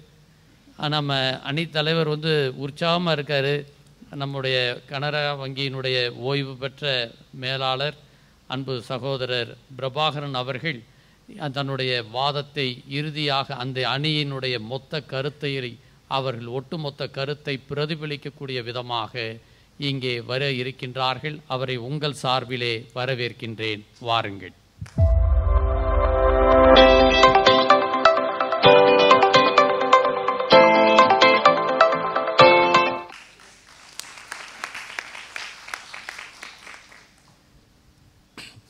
முதலாவது நம்முடைய ஆண்டவரை இயேசு கிறிஸ்துவுக்கு மகிமை செலுத்துகிறேன். மேலும் இந்த வனாந்தர யாத்திரையில் நம்மை கருத்தாய் நயங்காட்டி நம்மை அழைத்து வருத்தி நம்முடைய ஒரு பரிசுத்த வாழ்வுக்கு அழைத்து செல்கிற அந்த சீரிய பணியை செய்து கொண்டிருக்கும் நம்முடைய பாஸ்டர் குர்பான் சிங் அவர்களுக்கும், இந்த சபைகள் அடைக்கப்பட்ட இந்த காலத்தில் நம்மளாம் சோர்ந்து போகாமல் உற்சாகமாக இருப்பதற்காக நம்மளுக்கு இந்த அருமையான இந்த பட்டிமன்ற ஏற்பாடுகளை செய்த நம் அனைவரும் அக்கா என்றும் அம்மா என்றும் நம்முடைய பெல்லா சிஸ்டர் அக்கா அவர்களுக்கும், மற்றும் தினம் தினம் அங்கே மதுரை ஹைகோர்ட்டில் போய் கர்ஜித்து வந்து நீதித்தாய் பெற்றெடுத்த தவப்புதல்வன் நம்முடைய நடுவர் அவர்கள் நினைக்கிறேன் சாமித்தரி அவர்களுக்கும் இன்னொன்று ஒரு வருத்தமான விஷயம், அடிச்சட்டி ஓட்டையாக இருந்தாலும் கொலக்கட்டை வந்தால் சரி அப்படின்னு உட்காந்துருக்காங்க பாருங்க 3 பேரும். சட்டி ஓட்டை ஆனால் கொலக்கட்டை வேகணுமா? எப்படி வேகும்? நன்மையை இல்லத்தரசிகள் எங்கள் நன்மைகளை வந்து அனுபவிச்சு பதில் கொடுப்பாரு. நன்மைகளை மட்டுமே வீட்டில் இல்லத்தரசிகளாக இருக்கிற எங்கள் அணி சிறுத்தைகள், பெண் சிறுத்தைகள், அவங்களுடைய சைஸை பாருங்க, அவங்க சைஸை பாருங்க. யார் நன்மையை வச்சு இருக்கிற அவங்க சைஸ் என்ன, அவங்க சைஸ் என்ன பாருங்க. அவங்க ஏற்கனவே அவங்க ராஜலட்சுமி சோர்ந்து சோகப்பா அப்படி இருக்காங்களாம். யார் இருக்க சொன்னா நவீன தொழில்நுட்பத்தை பயன்படுத்தி நன்மையை பெறுங்க. யார் வேணான்னா இன்னொன்று சொல்கிறேன், இந்த இப்போ நம்ம முதல்ல அவங்களது ஒரு ராஜலட்சுமி கேஸ் எடுத்துக்குவோம். அவங்க என்ன சொல்கிறாங்கன்னா, அவங்க அந்த காலத்தில் நாங்கள்லாம் பேங்க்கில் வேலை செய்யும்போது அவங்களுக்கு அதெல்லாம் தெரிஞ்சிருக்குமா என்னன்னு தெரில, கனமான லெஜருக்கு ஒவ்வொன்றும் பார்த்தீங்கன்னா 10 கிலோ 15 கிலோ அதை தான் தூக்கணும். ஒரு ஏசி கிடையாது, ஜென்ரேட்டர் கிடையாது, வீடு வீடாக போய் டெபாசிட் கேன்வாஸ் பண்ணணும், கடன் வசூல் பண்ணணும். இவ்வளோ மேலும் பார்த்தீங்கன்னா கஸ்டமர்களை தொல்லை எல்லாம் பெரிய கியூ நிற்கு, திட்டுவான் வைவான் எல்லாத்தையும் தாங்கிட்டு அந்த காலத்தில் நாங்கள் வேலை பார்த்தோம். இன்றைக்கி இப்படியே வேலை பார்க்குறாங்க, டக்குன்னு அடிக்கிறாங்க, காஷ்மீரில் பணம் கட்டுறாங்க, அக்கௌண்ட்டில் ஏறுது. என்ன அது பேர் அநேக பாதுகாப்பு ஏற்பாடுகள் வேறு இருக்குது. கடன் கொடுக்குனா கூட சிபில் ரேட்டிங்கை பார்த்து கடன் கொடுக்குறாங்க. எவனை ஏமாத்துறதுக்கு வழி கிடையாது. எவ்வளோ சுலபமாக பண்ணி வச்சுருக்காங்க. பேலன்ஸ் ஷீட்டுக்கெலாம் நாங்கள் அன்றைக்கெலாம் நாட்கணக்கில் உட்காந்து வேலை பார்ப்போம். ஒரு செகண்டில் பட்டனை தட்டவுனா இன்ட்ரெஸ்ட்டை பூரா ஒரே நாளில் போட்டுருது, பேலன்ஸ் ஷீட் பூரா ஒரே நாளில் திரும்பி வந்துடுது. பேர் சிபியில் தப்பான ஸ்கோர் வந்து அதுக்கும் வந்திருக்காங்க. இன்னொன்று கேட்டிங்கன்னா, பெண்கள்லாம் வேலைக்கு வர்றதுக்கே ஒரு தயங்கிக்கிட்டு அந்த காலத்தில், இப்போ இந்த நவீன தொழில்நுட்பத்தினால சொகுசாக வந்து இன்றைக்கி மேனேஜராக இந்தியன் பேங்க் இந்தியாவில் இருக்க ஒரு தலை சிறந்த வங்கியில் மேலாளராக இருக்காங்க. இவங்க வந்து இப்போ சொல்கிறாங்க, எங்களுக்கு வந்து நவீன தொழில்நுட்பம் எங்களுக்கு தீமையாக இருக்குது அப்படின்னு சொல்கிறாங்க. எல்லா வசதிகளும் பெற்றுட்டு நீங்கள் வந்து இப்படி பேசுகிறீங்க. நீங்கள் அதாவது இவங்க என்ன சொல்கிறாங்கன்னா, நவீன தொழில்நுட்பம் தான் பேங்க்கில் வந்து சீட்டிங் பண்ணுறாங்களாம். உங்களுக்கு ஞானம் எங்கே போச்சு? அவங்க தான் பேங்க்கில் சொல்கிறாங்க, நாங்கள் பேங்க் அதிகாரிகள் யாருமே ஃபோனில் பேச மாட்டோம், ஓடிபி கொடுக்காதீங்கன்னு சொல்கிறாங்கல்ல. எவனாவது ஒருத்தர் வந்து நான் அமித் குமார் பேசுகிறேன், அந்த உங்கள் ஏடிஎம் கார்டில் 4 நம்பர் இருக்க அதை கொடுக்குறீங்களா? பேசுகிற வார்த்தையை வச்சு அது ஃப்ராடுக்காரன் தெரியும். வாய்ஸ் இது வேற நான் இப்போ தான் இதுக்கு முன்னாடி கேட்டிருக்கேன், அது நீங்கள் தான் இப்போ தான் தெரியுது. அதை பேசுகிற வச்சாவது ஒரு ஞானம் வேணாமா? இவன் ஏமாத்துறான் அப்படின்னு சொல்லிட்டு இன்றைக்கி ஏசியில் குழு உட்காந்துருக்கேன். அன்றைக்கி நாங்கள் ஜென்ரேட்டர் இல்லாமல் அந்த காலத்தில் எல்லாம் கஷ்டப்பட்ட இல்லை. இப்போ மெட்ராஸில் எல்லாம் பார்த்தீங்கன்னா பூரா ரோபோட்டை வந்து சர்வீஸ் பண்ணுது. அன்றைக்கெலாம் வந்து ஒரு பேங்க்கில் ஒரு வேலைக்கு போகணும்னா 6 நாள் லீவ் போட்டு வந்து வேலை சாதிச்சு போனவங்களும் இருக்காங்க. ராஜலட்சுமி இதோட விட்டுறேன். அதுக்கப்புறம் கௌரி மேம் எடுத்துக்குவோம். அவங்க பல இன்டர்நேஷ்னல் ஸ்கூல்களில் மிகப்பெரிய ஸ்கூல்கள்லாம் வந்து பிரின்ஸிபலாக இருந்து ஒர்க் பண்ணியிருக்காங்க. நான் இல்லைன்னு சொல்லலை. ஆனால் இன்றைக்கி இந்த லாக்டவுனில் 2 வருஷமாக ஸ்கூலில் அடைச்சி கிடக்க இந்த ஆன்லைன் கிளாஸ்ன்ற ஒன்று இல்லைன்னா, அந்த ஃபோனை வச்சு கிளாஸ்ன்றதுன்னா அத்தனை பையில 2 வருஷத்துக்கு முன்னாடி விட்டவன் போகிறவன் இன்றைக்கி மாடு தான் வச்சுக்கிட்டு இருப்பான், இன்றைக்கி கழுதான் வச்சுக்கிட்டு இருக்கணும். 2 வருஷம் ஸ்கூலுக்கு போக மாட்டான், வீட்லேயும் கிடப்பான். ஒன்றும் ஆன்லைன் கிளாஸ் எதுவுமே இல்லை. அப்போ அதை லைவில் கொண்டு வர்றதுக்கு இந்த ஆன்லைன் கிளாஸ் தான் உதவி பண்ணிக்கிட்டு இருக்கு. இன்றைக்கி ஆன்லைன் கிளாஸில் இருக்க தூங்கிட்டு இருக்கான், ஒழுங்கு அட்டன் பண்ணுறது இல்லை, அங்கிட்டு சுற்றிக்கிட்டு இருக்கேன், கேம் விளாட்றான். அப்படின்னாக்கா நீங்கள் ஸ்கூலில் வந்து காலையில் விரட்டி விட்டால் போதும், என்னதையா படிச்சுட்டு வந்துடுவான்றீங்க. நீங்கள் வீட்டில் தானே படிக்கிறான், நீங்கள் பிள்ளைய பார்க்க வேண்டியது தானே, என்ன படிக்கிறான் ஏது படிக்கிறான்னு. ஃபோனில் வந்து எவ்வளோ ஒரு சிஸ்டம்லாம் வச்சுருக்காங்க. நீங்கள் கேமை தவிர எதோ நீங்கள் ஹிஸ்ட்ரி எடுத்து பார்க்கலாம், யார் பார்க்க முடியும்? இல்லை அதில் ஏகப்பட்ட ஆப்ஸ் இருக்குது நடுவர் அவர்களே. அவங்க வந்து ஈஸியாக பார்த்து நான் என்னென்னலாம் இவன் விளாண்டுருக்கான், என்னென்ன செஞ்சுருக்கான் ஈஸியாக கண்டுபிடிக்க. உங்களுக்கு பிள்ளையை வளர்க்க தெரியல, பிள்ளையை கண்டித்து வளர்க்க தெரியல. நடுவர்களே பிள்ளையை வந்து அடித்து வளர்க்கணும், முருங்கையை வந்து உடைச்சி வளர்க்கணும். அடிச்சு வளர்த்தா இன்னைக்கு இருக்கிறதுல ஹியூமன் ரைட்ஸ் போயிடுவான். முருங்கையை ஒடிச்சு வளர்க்கணும், மீசையை முறுக்கி வளர்க்கணும். எங்கள் மாப்பிள்ளை இருக்கார், மீசை இல்லை. அவரை வரும்போது வந்து ஸ்கெட்சு போட்டு வாங்கியான்னு சொன்னேன். அவர் வந்து இல்லை வேண்டாம் நான் எப்படியே வரேன்றார். ஆனால் பிள்ளைகள் நல்லா வளர்க்குறாரு. அதை வந்து நம்ம குறை சொல்ல முடியாது. நீதிமொழிகளில் 22 பிள்ளையானவன் நடக்க வேண்டிய வழியில் நடத்துன்னு போட்டிருக்கு. இஷ்டத்துக்கு விடப்பட்ட பிள்ளை தாய்க்கு வந்து வெக்கத்தை உண்டு பண்ணுவாமா. அதை விட்டு கௌரி மேம் என்ன சொல்கிறாங்க, பிள்ளைகளை வந்து இப்படி இருந்தாங்கன்னா கெட்டு போயிட்டாங்க, எல்லாம் இப்படி பண்ணுறாங்க, அப்படி ஆன்லைன் கிளாஸ்னால அதிகமாக வந்து நஷ்டப்படுறாங்க. கிடையவே கிடையாது. நீங்கள் வளர்க்குற முதல்ல வளர்க்கணும், அதை விட்டுட்டு நீங்கள் இப்படிலாம் பேசக்கூடாது. ரெண்டாவது அந்த காலத்துலலாம் உங்களுக்கு தெரியும், இன்ஜினியரிங்னாலே உங்களுக்கு வந்து என்ன இருக்கும், ஒரு மெக்கானிக்கல் இன்ஜினியர் இருக்கும், ஒரு எலக்ட்ரானிக் இன்ஜினியர் இருக்கும், ஏதாவது இருக்கும். இந்த ஒரு 4-5 வச்சுருப்பான். இன்றைக்கி வந்து பார்த்தீங்கன்னா நூற்றுக்கணக்கான படிப்புக்கான வாய்ப்புகள், விஷுவல் கம்யூனிகேஷன்றான், ஆர்டிஃபிஷியல் இன்டெலிஜென்ஸுன்றான், ரோபோட்டிங்கிறான், இவ்வளோ வாய்ப்புகள் நவீன தொழில்நுட்பத்தில் கற்றுக்கிட்டு எங்கெங்கேயோ போய் அமெரிக்காவில் இங்கே போய் நம்ம இளைஞர்கள் வேலை பார்த்துக்கிட்டு இருக்காங்க.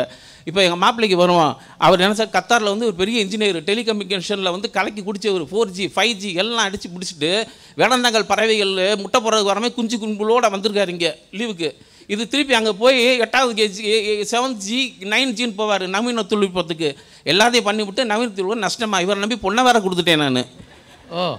பழங்காலத்தில் நீங்கள் பார்த்தீங்கன்னா டெலிஃபோனில் வந்து ஹலோ கோயம்புத்தூரில் இருக்கீங்களா, நாங்கள் கிறிஸ்மஸுக்கு உங்கள் வீட்டுக்கு வரோம். அவன் என்ன சொல்லுவான், ஓ கிறிஸ்மஸுக்கு நாங்கள் உங்கள் வீட்டுக்கு வரணுமா, வந்துடுறோம். அப்புறம் ட்ரங்காவில் புக் பண்ணிட்டு ஒரு நாள் போல வெயிட் பண்ணணும். இன்றைக்கி என்னது ஃபேஸ்புக். கடைசியில் என்னன்னாக்கா அவனும் கிளம்பி வரும், அவனுங்கெல்லாம் தாராவரம் பக்கத்தில் மோட்டரில் வச்சுக்கிட்டு கேக்க வெட்டி சாப்பிட்டு போயிட்டே இருப்பாங்க. அந்த மாதிரி தான் கம்யூனிகேஷன் தகவல் தொழில்நுட்பம் அப்படி தான் இருந்துச்சு. இன்றைக்கி தகவல் தொழில்நுட்பம் அப்படியே இருக்குது. வியாபாரம் நடக்குது, எல்லாமே தொழில் வளர்ச்சி, வியாபாரம் எல்லாமே, ஏன் தகவல் பரிமாற்றம் எல்லாம் வாழ்த்துக்கள் சொல்லி. இப்போ அவங்க கௌரி மேம் சொன்னாங்க வாழ்த்துக்கள் வந்து இப்போல்லாம் சொல்கிறதே கிடையாதான். எல்லாம் அந்த முன்னாடி கார்டு போட்டாங்களாம். இன்றைக்கி அந்த கார்டு போட்டால் எத்தனை ஒரு 10 பேர் போடுவான், இல்லை 20 பேர் போடுவான். அது ரெண்டாவது போஸ்ட்மேன் கொண்டு வரதுக்குள்ளே அந்த விழாவே முடிஞ்சிடும். போஸ்ட்மேன் தபாலில் போட்டாங்கன்னா இன்றைக்கி போட்டாங்கன்னா இன்றைக்கி பொங்கல்னாக்கா 4 நாள் கழிச்சு வரும் பொங்கல். அது மாதிரி அந்த மாதிரி இருக்குது. இன்றைக்கி வந்து ஒரு பட்டனில் வந்து 100 பேருக்கு போகுது தகவல். அத்தனை 100 பேரும் வந்து நம்மளுக்கு வந்து வாழ்த்து சொல்கிறான். அந்தளவுக்கு டெக்னாலஜி முன்னேறி இருக்குது. இன்னும் ஏன் பின்னோக்கி இருக்கீங்க நீங்கள்? மொபைலில் வந்து இப்போ அவ்வளோ வசதிகள் இருக்குது. நான் வந்து ஆஃபீஸில் இருக்கிறப்ப 5 மணிக்கெலாம் எனக்கு மொபைலில் வந்து ஒரு கால் வரும் எங்கள் வீட்டிலேருந்து. அப்போயே நினச்சிங்க காப்பி தூளோ வெந்தயமோ இல்லை இது சோப்போ தீர்ந்து போச்சு கொடுங்க. அதே மாதிரி ஃபோன் எடுத்தேன், ஏங்க வரும்போது காப்பி தூள் வாங்கிட்டு வந்துருங்க. இந்த வசதி இருக்கா இப்போ உங்களுக்கு? அந்த காலத்தில் இருந்துச்சா? இது பண்ண நவீன தொழில் இருப்போம். அப்போயே ஃபோன் இருந்துச்சே. நீங்கள் எங்கே இருந்தாலும் உங்களை பிடிக்கிறதுக்கு பேங்க்கில் வேலை பார்த்தாலும் எங்கே இருந்தாலும் உங்களை ஈஸியாக பிடிச்சிருவாங்களே. அதாவது இன்னொரு முக்கியமான சொல்ல வர நடுவர்களை, இப்போ இஸ்ரேல் தேசத்தை எடுத்துங்க. இஸ்ரேல் தேசம் அவங்க வந்து பிரிட்டிஷ்காரங்க கொடுத்தப்போ உங்களுக்கு சரித்திரம் தெரியும், வெறும் மொபைல் தான் கிடக்காங்க. மற்றதையும் திங்க் பண்ணி பாருங்கள். இஸ்ரேல் தேசம் பிரித்து கொடுக்கும்போது ஒரு நாளில் வந்து ஒரு பகுதி தான் ஃபெர்டைல் நிலம், அந்த இயேசு இருந்த அந்த கலிலியா பகுதி மட்டும்தான். மற்ற 3 பகுதி வந்து பயங்கரமான பாலைவனம். அன்றைக்கி இஸ்ரேலுங்க என்ன பண்ணாங்க, சோர்ந்து போனாங்களா? அந்த பாலைவனத்தை சோலைவனமாக்கி எத்தனை நீர் மேலாண்மை, அருமையான விதவிதமான விதை கண்டுபிடிப்புகள், விளைச்சல்கள், உலகத்துக்கே ஒரு பாடம் சொல்கிற அருமையான செடி தொழில்நுட்பம். இன்றைக்கி உலகம் பூரா வந்து அவங்க டெக்னாலஜி இருக்குது. ஏன் நம்ம இந்தியாவில் கூட ராஜஸ்தானில் குஜராத்லேயும் வந்து அவங்க சொல்லிக் கொடுத்த டெக்னாலஜி தான் நீர் மேலாண்மை பண்ணி குடிக்கிற தண்ணியும் விவசாயம் பண்ணிக்கிட்டு இருக்காங்க. இந்த அளவுக்கு வந்து இஸ்ரேல் ஜனங்கள் ஆண்டவர் ஆசீர்வதிக்கிறாரு. ஏன் ஆசீர்வதிக்கிறாருன்னா நவீன தொழில்நுட்பம் அவர்களுக்கு உலகத்தில் அதிகமான கண்டுபிடிப்பு இஸ்ரேல் கண்டுபிடிச்சிருக்காங்க. அப்படின்னா ஆண்டவருடைய கிருபை இல்லாமல் பண்ண முடியாது. அப்போ நவீன தொழில்நுட்பத்துக்கு ஆண்டவருடைய கிருபை இருக்குது. நவீன தொழில்நுட்பம் ஆண்டவர் கிருபையால் தான் ஏற்படுது. தீமை வந்து ஆண்டவர் எப்போயுமே கொடுக்க மாட்டார். இன்னொன்று சேட்டலைட் வந்து இவங்க எவ்வளோ ஒரு இது கணிப்பானுங்க. இன்றைக்கி எங்கே ஒரு இடத்துல பூகம்பம் வந்தாலும் சரி, சுனாமி வந்தாலும் சரி, அது எவ்வளோ ஒரு உபயோகமாக இருக்குது சேட்டலைட்டு. இன்றைக்கி வந்து பார்த்திங்கன்னா ஏன் மழை பெய்யுறது, எங்கே அதிகமாக மழை பெய்ய போகுதுன்ற கூட சேட்டலைட்டில் வானிலை அறிவிக்கை, பயிர் செய்ய மீன் எங்கெங்கே அதிகமாக கிடைக்குது, இந்த மாதிரி எல்லா விஷயங்களுக்குமே வந்து சேட்டலைட் அவ்வளோ உதவி இருக்குது. ஏன் மருத்துவத்தை எடுத்துங்களேன். மருத்துவத்தில் வந்து கேன்சருக்கு வந்து அந்த மேரி கியூரி கண்டுபிடிச்ச அந்த ஒரு அருமையான கண்டுபிடிப்பு. இன்றைக்கி எத்தனை கேன்சர் பேஷண்ட்டுகள் அந்த நவீன தொழில்நுட்பத்தினால வந்து அவங்க சுகம் பெற்று போயிட்டுருக்காங்க. நீங்கள் சொல்லுங்கள் நீங்கள் அதை. ரெண்டாவது அந்த காலத்தில் வந்து ஏகப்பட்ட பேண்டமிக்ஸ் வந்தது. அம்மை, ஃப்ளாக்கு, மலேரியா, எபோலா, ஜின் என்னென்னமோ வந்துட்டு இருந்தது, சார்க்கு. இதன் மூலம் இறந்தவங்க தான் அநேகம். இப்போ கொரோனாவில் இறந்தவங்க வந்து ஒரு 46 லட்சம் தான் இறங்கியிருக்காங்க. ஆனால் அந்த பண்டங்களில் இறந்தவங்க எக்கச்சங்க. ஆனால் கொரோனா வந்து ஏன் இவ்வளோ கம்மியாக இருந்திருக்காங்கன்னா அது நவீன தொழில்நுட்பத்தை அதிகமாக வேக்சின்ஸ் அது இதெல்லாம் கண்டுபிடிச்சிங்க. தினம் ஆராய்ச்சி நடந்துக்கிட்டே இருக்குது. இது இப்போ ஜூன் மாதம் 3வது அலை வருண்டாங்க, வந்துச்சா? வரவே இல்லை. ஏன்னா காரணம் நவீன தொழில்நுட்பத்தில் அது போன கண்ட்ரோல் பண்ணிட்டாங்க. அதனால தான் தினம் ஆராய்ச்சி நடந்துக்கிட்டு இருக்கு. நடுவர்களே, அதாவது நவீன தொழில்நுட்பம்ன்றது ஒரு பனைமரம் மாதிரி. அந்த பனைமரத்தில் வந்து நம்ம ஊர் பாஷையில் வந்து சுதானமாக மேலே ஏறினா உங்களுக்கு நொங்கு இல்லாட்டி சங்கு. ஓ, நொங்கு எடுத்துருக்கீங்க. இப்போ ஒரு செடியை மண்ணிலேருந்து எடுக்கும் போது பார்த்தீங்கன்னா அது மண்ணோட தான் வரும். அது இப்போ கேரட் இருக்குது, நீங்கள் அங்கே பார்த்தீங்கன்னா அது பூம்பாறையிலையும் வடக்குஞ்சிலையும் இப்போ கேரட் எடுக்கிறாங்க, மண்ணோட தான் வரும். அதை கழுவி அதை சுத்தப்படுத்தி தான் வந்து அதை வந்து சமையலுக்கு யூஸ் பண்ணுறாங்க. அது பல கொண்டு வந்து விற்கிறாங்க. நீங்கள் மண்ணை கழுவிங்க, யார் வேணான்னு சொல்கிறது. இப்போ அணு ஆயுதம்னு சொல்கிறாங்க. அணு ஆயுதம்னா இப்போ வருங்காலத்துக்கு வந்து பெரிய ஆபத்து இருக்குது அப்படின்னு சொல்கிறாங்க. நான் அணு ஆயுதம் வந்து எப்படின்னா அது வந்து தீமைக்குன்னு செஞ்சு அது தீமை. ஆனால் அதன் மூலமாக இருக்கிற மின்சாரம் அந்த கல்பாக்கத்துலேயும் கூடங்குளத்தையும் எடுக்கிற மின்சாரத்தின் மூலமாக எவ்வளோ பேர் நம்ம மின்சாரம் கிடைக்கிது பாருங்கள். இன்றைக்கி தமிழ்நாட்டிலேயும் கேரளத்துலேயும் வந்து அந்த அணுவினால் வருகிற மின்சாரத்தினால தான் அதிகமாக நம்ம கரண்ட் கட் இல்லாமல் ஓடிக்கிட்டு இருக்குது. இப்போ அந்த மின்சாரம் மட்டும் இல்லாமல் இருக்குன்னு வச்சுக்கோங்க, நைட்டு நீங்கள் தூங்கிட்டு இருப்பீங்க, காலையில் எழுந்திரிச்சு பார்த்தீங்கன்னா பசுமலைக்கு அடியில் உட்காந்துருப்பீங்க. ஏன் அப்படின்னாக்கா கொசுவானவர் அப்படி தூக்கி கொண்டு வந்து உங்களை அங்கே இறக்கி வச்சுருப்பார். நடுவர்களே, இப்போ அணுவை சொன்னேன் இல்லையா, அது வந்து அதுக்கு ஒரு முறை இருக்குது. நீங்கள் வந்து எதையுமே நீங்கள் முறையாக செஞ்சீங்கன்னா கரெக்டாக இருக்கும். சப்பலை வந்து காலில் போட்டிங்க, வாட்சை கையில் கட்டுறீங்க. நீங்கள் சப்பலை வந்து கையில் போட்டுக்கிட்டு வாட்சை காலில் கட்ட முடியுமா? அது முறை கிடையாது. அது எல்லாத்துக்குமே ஒரு முறை இருக்குது. யாருமே அப்படி செய்கிற மாதிரி தெரியலையா? இல்லை, அதான் முறையில் முறையை செய்ய மாட்டாங்க. அப்படி அது முறை இல்லைன்னா செய்ய மாட்டாங்க. ஒரு காய்கறி விற்கிற ஒரு ஒரு ஒரு பொம்பளை கூட ரோட்டில் போனாங்கன்னா காய்கறி விற்கும்போது காய்கறி கத்திரிக்காய் தக்காளி இப்படி தான் எழுதி கொடுத்துட்டு போவா. அதாவது எனக்கு சங்கீதம் தெரியும் பெருவெளி அப்படின்னு சொல்லிட்டு சரிக்கமா பாத நிச சரிக்கமா பார்த்து தக்காளி தரிகிட தரிகிட தரிகிட தரிகிட கருவேப்பிள்ளை அப்படி வித்தா யாராவது போய் வாங்குவீங்களா? அது முறை கிடையாது. அது வியாபாரம் முறை கிடையாது. இது ஒரு வியாபார யுக்தி. நீங்கள் இப்படி செஞ்சீங்கன்னா கூட நல்லா விற்கும்னு நினைக்கிறேன். அதாவது எந்த கண்டுபிடிப்புமே தப்பு இல்லை, அதை முறையாக பயன்படுத்தினா தான் தப்பு. போக்குவரத்து துறையில் பார்த்தீங்கன்னா அன்றைக்கெலாம் ஆண்டவர் இயேசுவும் பவுலும் வந்து அன்றைக்கெல்லாம் இன்றைக்கி இருக்க அந்த போக்குவரத்து துறை அந்த இது தொழில்நுட்பங்களாக இருந்துச்சுன்னா இப்போ எப்போயோ ஆண்டவர் வந்திருப்பார். அந்தளவுக்கு வந்து போக்குவரத்துறையில் அவ்வளோ அந்த காலம் ஒரு சக்கரத்தை வச்சு தான் வந்து அப்படியே தொழில்நுட்பம் முடிஞ்சு இன்றைக்கி என்னென்னமோ எங்கேயோ போய் நான் 500 கிலோமீட்டரில் வந்து ட்ரெயின் போகிற அளவுக்கு அந்த அளவுக்கு பயங்கரமான முன்னேற்றங்கள் ஏற்பட்டதுக்கு நான் ட்ரெயினை மட்டும் பேசுகிறேன். இப்போவும் பார்த்தீங்கன்னா எல்லா முக்கிய நகரில் மெட்ரோ ட்ரெயின் வரப்போகிறான். மதுரைக்கு மெட்ரோ ட்ரெயின் வரப்போகுது. நம்ம கூடல் நகரில் ஒரு ஸ்டேஷன் வருது.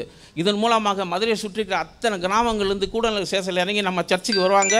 இதன் மூலமாக 1 லட்சம் ஆத்துமாக்கள் தொழில்நுட்பம் உங்களுக்கு ஆமாம் 1 லட்சம் ஆத்துமாக்கள் நம்ம சபைக்கு மெட்ரோ ட்ரெயின் மூலம் வந்து இறங்கி நம்ம சபையின் தரிசனம் நிறைவேற போகுது. இன்னொன்று கடைசியாக சொல்லி முடிக்கிறேன் நடுவர் அவர்களே. ஆண்டவர் வரியை வந்து நவீன தொழில்நுட்பம் மூலமாக தான் அதை நிறைவேறும் நான் நம்புகிறேன். எப்படின்னா புது இதாக ஆமாம் நவீன தொழில்நுட்பம் இல்லைன்னா இப்போ உதாரணத்துக்கு ஆர்மகதான் யுத்தம் நடக்குதுன்னு வச்சிங்களேன். அப்போ வந்து அவன் வந்து என்ன மாகோங்களாம் என்னென்னமோ மிலிட்ரி இது நீர்வீழ் கப்பல் அது இதெல்லாம் கொண்டு வருவான். நம்ம தேவ பிள்ளைகளை வந்து நம்ம தேவ சபை வந்து எப்படி வருவாங்க, கையில் வந்து அந்த பழைய அந்த வில்லு அம்பரா துணியோட நிற்பாங்க. அதை விட பயங்கர டெக்னிக்காக தான் வந்து விடுவாங்க. அருமதுக்காதான் யுத்தம் வந்து நம்ம அதை விட பயங்கர நவீன டெக்னிக்கில் மூலமாக தான் நம்ம அதை நான் ஜெயிப்போம். இன்னும் பார்த்தீங்கன்னா ஒரு வெளிப்படுத்தல் விசேஷம் புத்தகம் அத்தனையுமே வந்து நவீன டெக்னாலஜி தான். ஒரு உதாரணத்துக்கு ஒன்று சொல்கிறேன். அந்த ஒரு வெளிப்படுத்தல் 11 இருக்கிற 2 சாட்சிகள் உடல்கள் வந்து மகாநகரத்தில் கிடக்கும். சகல ஜாதி எல்லா பாஷைக்காரர்களும் அது 3 நாள் பார்ப்பாங்க. எப்படி சாத்தியமாகும்? இன்றைக்கி வந்து ஒரு ஒலிம்பிக்கை பார்க்குறோம், இன்றைக்கி வந்து ஒரு இதை பார்க்குறோம், நம்ம கிரிக்கெட் மேட்சை பார்க்குறோம், உலகம் பூரா பார்க்குறோம். நவீன தொழில்நுட்பம் இருக்கிறனால தான் அந்த தீர்க்கதரிசனம் நிறைவேறும் அப்படின்றது என்னுடைய நம்பிக்கை.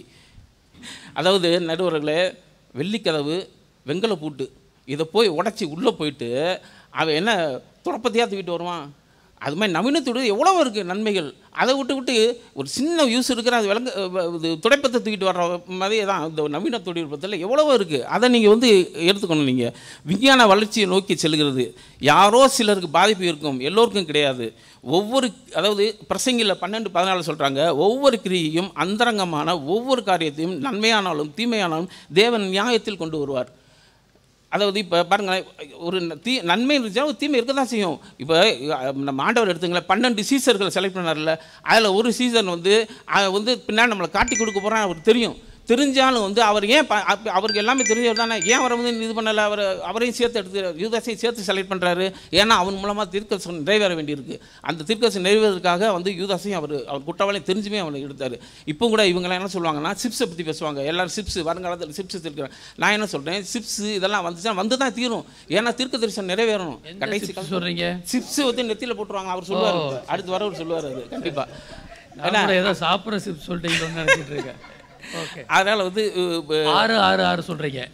ஆமாம், சிப்ஸ் கையில் போட்டுருவாங்களாம், அந்த மாதிரி சொல்கிறாங்க. அதான் வரும் கடைசியில் நிறைவேறது எல்லாம் இப்படி தான் நடக்கணும். அப்படி தான் நிறைவேறும். அது இது மாதிரி இன்னும் நிறைய பேசலாம். இப்போ அவங்க கௌரி மேடம் கூட ஓரளவுக்கு கவர் பண்ணிட்டேன். ரொம்ப நல்ல உங்கள் கருத்துக்களை எடுத்து வைத்தீர்கள்.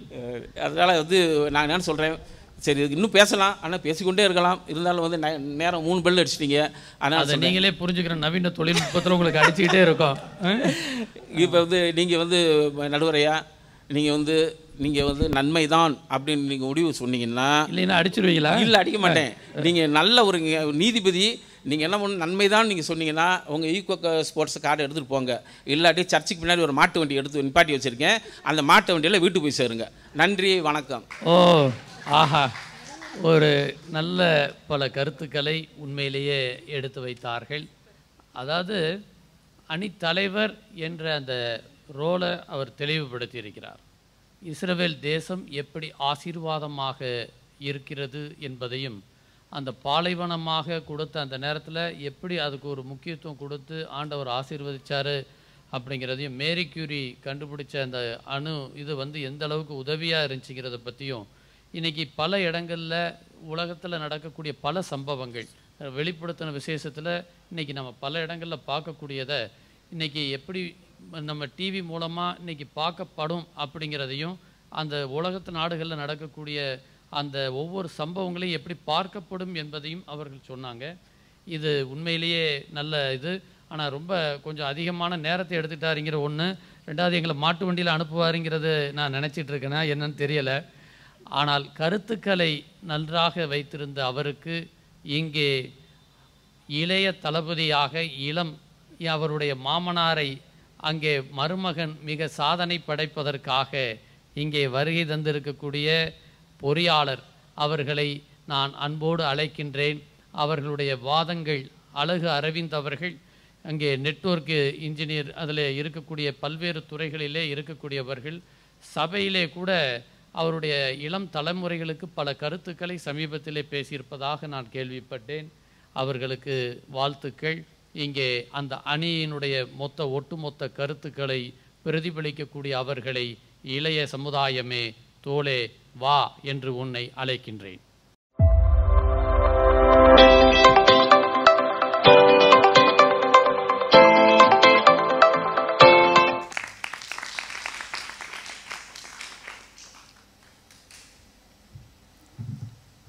இந்த தருணத்தை கொடுத்த ஆண்டவராகிய இயேசு கிறிஸ்துவுக்கு முதலாவது என்னுடைய நன்றி செலுத்துகிறேன்.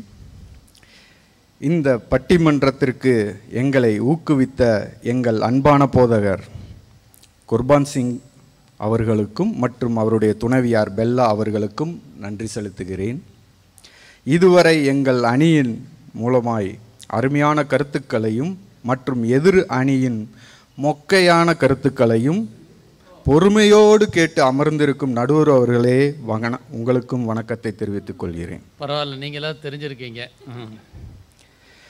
தலை முதல் பாதம் வரை வெள்ளையும் கருப்புமாக வண்ணம் பூசி பட்டி டிங்கரிங் பார்த்து மறுரூபம் அடைந்தால் இப்படித்தான் இருப்பார்களோ என்று எங்களை வியப்படைய செய்கிற எதிர்க்கட்சியின் தலைவர் செயின்ட் பிரபாகரன் அவர்களுக்கும் மற்றும் பிரபாகரன் தான் தெரியும், அவருக்கு இன்னொரு பக்கம் இருக்கு, செயின்ட் பிரபாகரன் அவர்களுக்கும் மற்றும் அவர் என்ன சொன்னாலும் தலையாட்டி கொண்டே இருக்கிற இரண்டு அன்பான சகோதரிகளுக்கும், அதையே உண்மை என்று நம்பி பொய்க்கு பின்பாக செல்கிற அவர்களுக்கும் நான் வாழ்த்துக்களை சொல்லுகிறேன்.